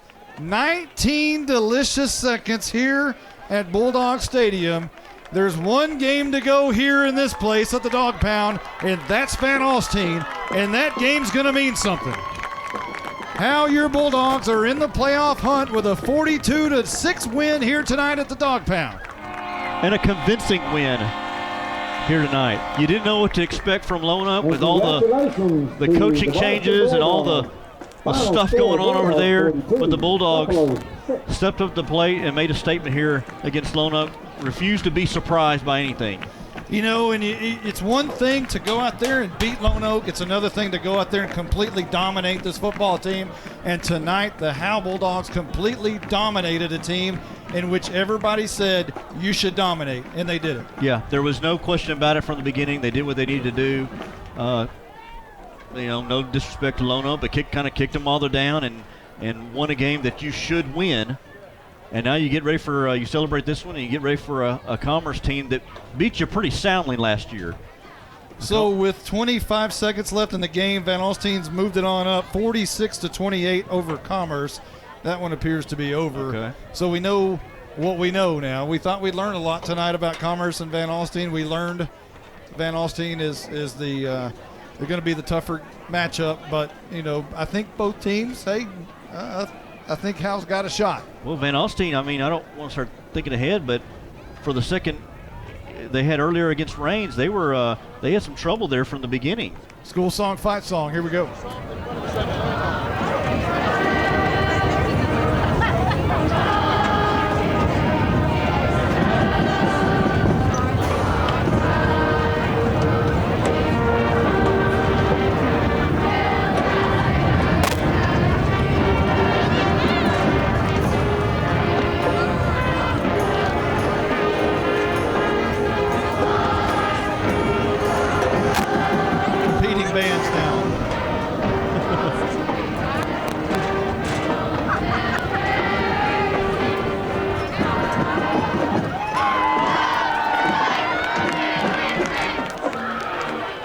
Big night. There's Who won that band? Moondog right there waving that towel. You got to love Moondog. Now he throws a towel in the air. How about Moondog? Roger Tidwell goes right past us. PA announcer tonight is outdoors. So is Leon Thornhill. They do a great job and have for many years. And Howe now turns around and faces Lone Oak for them to do their school song and fight song and all of that. And I'll tell you what, there's Coach Simmons down here on the sideline at the 48-yard line. On the back of his hoodie says drenched with pride. And I don't know if there's ever been any individual more drenched with pride wearing a shirt that represents one person more than that right there in that picture. I like that saying, drenched with pride. That's cool. So tonight, our sideline personnel, Caroline, will meet with Jaron Ing, perhaps, Coach Sigleski tonight. You know, Coach Sigleski, the defensive coordinator of this football team, has got to be happy. He pitches a shutout. Yes, they got 6 points on a kick return, but his defense shut out Lone Oak, and he's got to be so happy with the play of his guys like Helpenstell and especially the rush edges of Waldrop tonight, which caused so much havoc on the Lone Oak passing game of Williams. Waldrop, Brusso, so Helpenstell, Caden Harmon had a good game. He was in there with breaking up passes, and it was just an all-around effort by that defense. Gives you a little momentum going into next week against Commerce. She was talking, I believe, down there with Clay Wilson, which scares me a little bit because he's always giving her nuggets. So you never know what's going to happen. Hey, you might tell Mr. Wilson that there's some clowns behind the bleachers. Hey, He is terrified of clowns. Oh. You might just let him know there's a clown underneath the bleachers. Monty wanted me to tell you that there's some clowns under. We got some clowns coming down on the track after the game. Sending those clowns right back to Lone Oak is what we're going to do. First live bit right there. Is that going to make the highlights? Oh, it's going to make the highlights. That's it right there. That's where you go. You go, thanks, Bob. Back to you, Bob. So funny because he grabs my mic all the time and he's never live, but that time he was. That's funny. That's funny right there. We got some clowns underneath us. We're sending these clowns home. That was hilarious. Oh, goodness. So Coach Jay talking to his troops down there on the field at about the 40-yard line. It's got to be a happy moment. These kids are going to be a little bit stoked after this game. Hey, nobody, we talked about this in the coaches show. No one, and I mean no one, zero people talked about this Howe Bulldog football team in 2019 having a chance to make the playoffs. Not one person would have mentioned that a few years ago, looking forward, trying to forecast this team with the type of players that they had. What they didn't factor in was Jalen Thornton. They didn't factor in Brandon Williams. They didn't factor in a freshman quarterback. They didn't factor in a freshman fullback. They didn't factor in Jaron Ing and all these kids blossoming into what they are. They certainly didn't factor in a trumpet player being one of their best defensive players of the year. Just outstanding. This team has come from nowhere over the past several years to here they are knocking on the door of the playoffs. Yeah, if anything, a lot of people thought this was going to be kind of some down years here with last year, this year, maybe next year. But the Bulldogs have surprised a lot of people here. There's still 2 games left here to make some noise, and playoffs have not been announced yet. Making the playoffs was the goal of this year. Just get in the tournament. Just in the tournament and get those kids some experience under the big lights, in the big crowd. And now Caroline has free reign just to find who she wants, and I'm trying to find. Right there at the 50s. You got All right. Helpenstell. We got JC. We've been talking about you all night. First of all, how do you feel? I feel great. Again, our second district win makes the playoff dream seem a lot more real right now. Yeah, the last stats I have for you are 10 tackles. Now, that was earlier in the second half, so that could have changed. What are you taking into next week after this game? I think we just got to, keep our intensity up, throughout practice, everything. Keep playing for our coaches and just, keep rolling with it. We did great, JC. Good luck next week. All right, nice job down there. You see the shirtless cowboys on the field. That's an interesting sight. With the cut off shorts. Jorts. They've got jorts. And cowboy boots. Yeah, so Zagleski is down here with Mr. Wilson, way down here at the 25-yard line. Yep. And I'm looking for Jaron Ing, who may be – oh, he's Ing right is there. at Ing the is up there. 40-yard line. Yeah, by the naked Cowboys. Or shirtless Cowboys, I should say. Zagleski here in a minute. Okay. Just there you go. I got him. Coach Zagleski. Hey, what happened with the Air Zagleskis? They were wondering if your ankles were broke up there. I said you got one and you jumped into the referee. You're like, oh, sorry about that. It wasn't me though. That was Coach. It wasn't me. Oh, I thought my bad. Well, Coach. I had at that point. Well, you held this Lone Oak team to 6 points. How do you feel about your defense?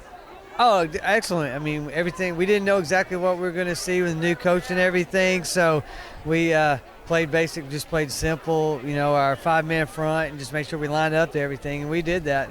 I was proud of what our defense effort was. 6 turnovers, you can't beat that. Yeah, they did great. What are you taking from this game? What are you going to take into next week against Commerce? The momentum, the way we play defense. It's going to be hard to stop. He's elusive, I guess, the backward. A lot of, backyard football, they fumble the football, things like that, and then he runs for 20, 25 yards. So the way that we contained on the edge, moving Steven there to the end, I think that's going to help us, keeping him, moving forward. And then what we're doing is kind of a lot of little, Salina GA stuff to it. So it's built in to keep the guys off the linebackers so they make plays, and that will be the big thing for next week. Thank you very much. Good game tonight, and good luck next week. A Salina GA reference. Well, Zagleski took over for GA Moore at Aubrey several years ago. I'm looking for Jaron Ing, and where did he go? He was at the 40. Where is he? 72? 72. Let's see. You shouldn't be able to miss him. Yes. What is a team? Let's see. Where are you? That was good. That was pretty good. Let me see. I had Mr. Campbell. Oh, I found him. I think you found him? Well, Yeah. I don't know. I lost her. Yeah, where are you at, Caroline? She found somebody. I heard something. How's her battery doing? Can y'all hear me? Oh, there we go. Can y'all hear me? Yeah. I got Okay, you. there we There you go. go. Where are you at? I am on, I don't even know. Just go ahead. Go ahead. You got it? I'm waiting on, he's getting a picture. Oh, you've got Ing. Okay. Yeah. Oh, I see it. Birthday boy. Big game tonight defensively. Huge game defensively. He really did. A big sack and everything. Yeah, great. Even if it wasn't he get tackle, he was disrupting. All right, I got the him. backfield. Well, first of all, happy birthday. What a great birthday gift. How old are you? 18. Happy birthday. You had a great game defensively. All you guys played defensive great. How you feeling? I'm feeling great. This is the best birthday. Oh, that's awesome. Well, how do you feel about your defense and about your team playing tonight? Everybody plays together. We really stressed that this week together. Playing, so we're going to playoffs this year. Yeah, absolutely. Well, congratulations, and good luck next week. All right, that's Carolina, Jaron Ing, and J.C. Helpenstell, and Mike Zagleski, and great job with your interviews there. Michelle Carney doesn't want to talk. She want to interview? No, she was just telling me that it's Jaron's birthday. Yeah, the big birthday boy today. He's 18. Hey, Justin, you going to sing happy birthday to him? I think I'm good. I'm sure enough people have done that today for him. All right, well, let's wrap this one up. I tell you what, we won't even recap it because it's been such a good one. We're ready to get out of here. Most important part is the scoreboard, 42-6. 42-6.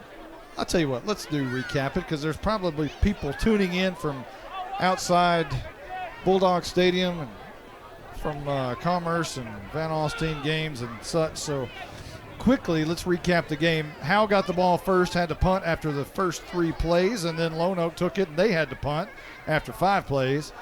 Howe then started their offense, and they got the ball at the 29-yard line and rushed down to the 3-yard line after some penalties against Lone Oak. And it was a 3-yard touchdown by Jalen Thornton, his first of the night. Capped off a 3-play 71 drive for Howe. Gave Howe an early 7-0 lead with 7:12 left to go in the first quarter.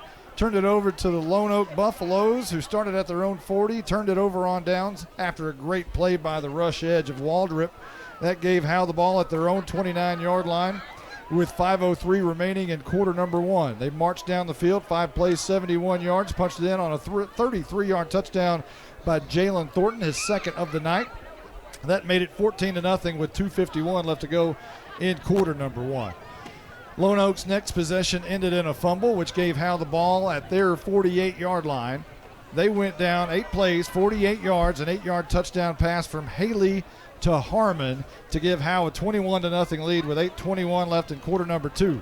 Lone Oak got the ball. An interception by Arturo Lauder gave it back to Howe at the 32-yard line with 6:04 remaining in second quarter, but Howe turned it over on downs back to Lone Oak. Lone Oak turnover on downs back to Howe.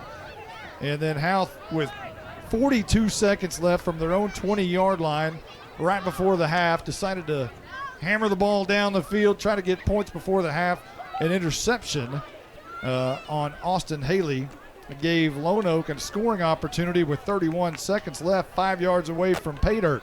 However, in the end zone, Jordan Jones went up for a jump ball, brought it down, and gave Howe the ball on a turnover with 9 seconds to go. They killed it, went to the half with the 21-0 lead.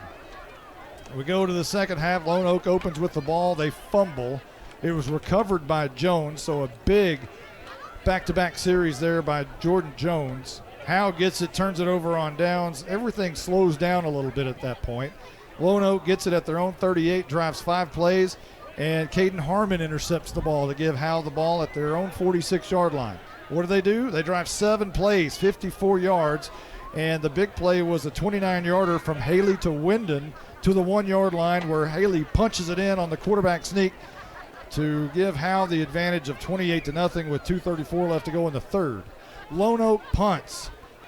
Howe takes it at their own 14. They punt and give it to Lone Oak with 1 second left in the third at the 44-yard line, but Lone Oak turns it over on downs. Howe takes it with 11:03 left to go in the game from their own 40-yard line, drives 6 plays, 60 yards, and it was a 46-yard touchdown from Haley to Harmon, and that one was Harmon who did most all the work, outrunning the defense to the end zone, and that gave Howe a 35-0 score with 8:34 remaining in the game. Lone Oak's next possession went 8 plays, ended in a fumble. And Howe took over at their own 14-yard line, raced 86 yards on 4 plays, and Leighton Elvington got in the end zone with a 5-yard touchdown run up the middle from his fullback position tonight to give Howe a 42-0 lead with 2:31 left in the game. Then we started looking to see when the last time Howe shut out an opponent. We started flipping through the notes, and as we were flipping through the notes, it was a kick return by Lone Oak all the way 80 yards for the score to break the shutout and basically end the game where we are right now, 42-6. The score, it's final. Nothing but happy Bulldog fans, parents, all on the field, smiling, having a good time. You know, one thing I noticed about Coach Zagleski in that interview, he said the Bulldog had 6 turnovers, and the fact that they force about 2-3 turnovers a game. And so this defense has really done. They've had trouble with the read option at times, and they'll have their issues next week with an evasive quarterback in there at Commerce. And read the text from my mother. Oh no! What does it say? Stop jinxing them. Stop jinxing them. Yes, I'm telling you. Hey, Caroline, if you're going to turn on this victory light, you better get up here because oh, there you are. So there we go. Let's open this app. There we go. Wemo. So now you just got to hit that little button right there.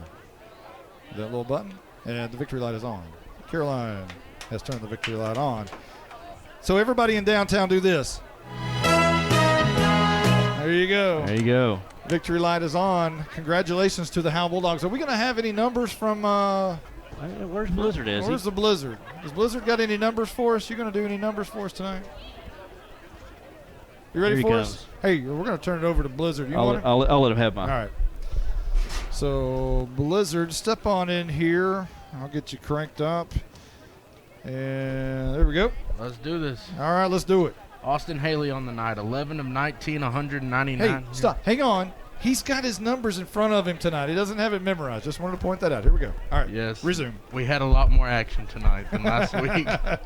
11 of 19 for 199 yards and 2 touchdowns for Austin Haley. Jalen Thornton led us on the ground with 17 carries, 103 yards, and 2 touchdowns. Caden Harmon had 2 carries and 47 yards. Carson Daniels, 8 carries for 58 yards.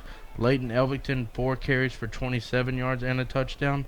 Jalen Thornton also added 2 catches for 17 yards.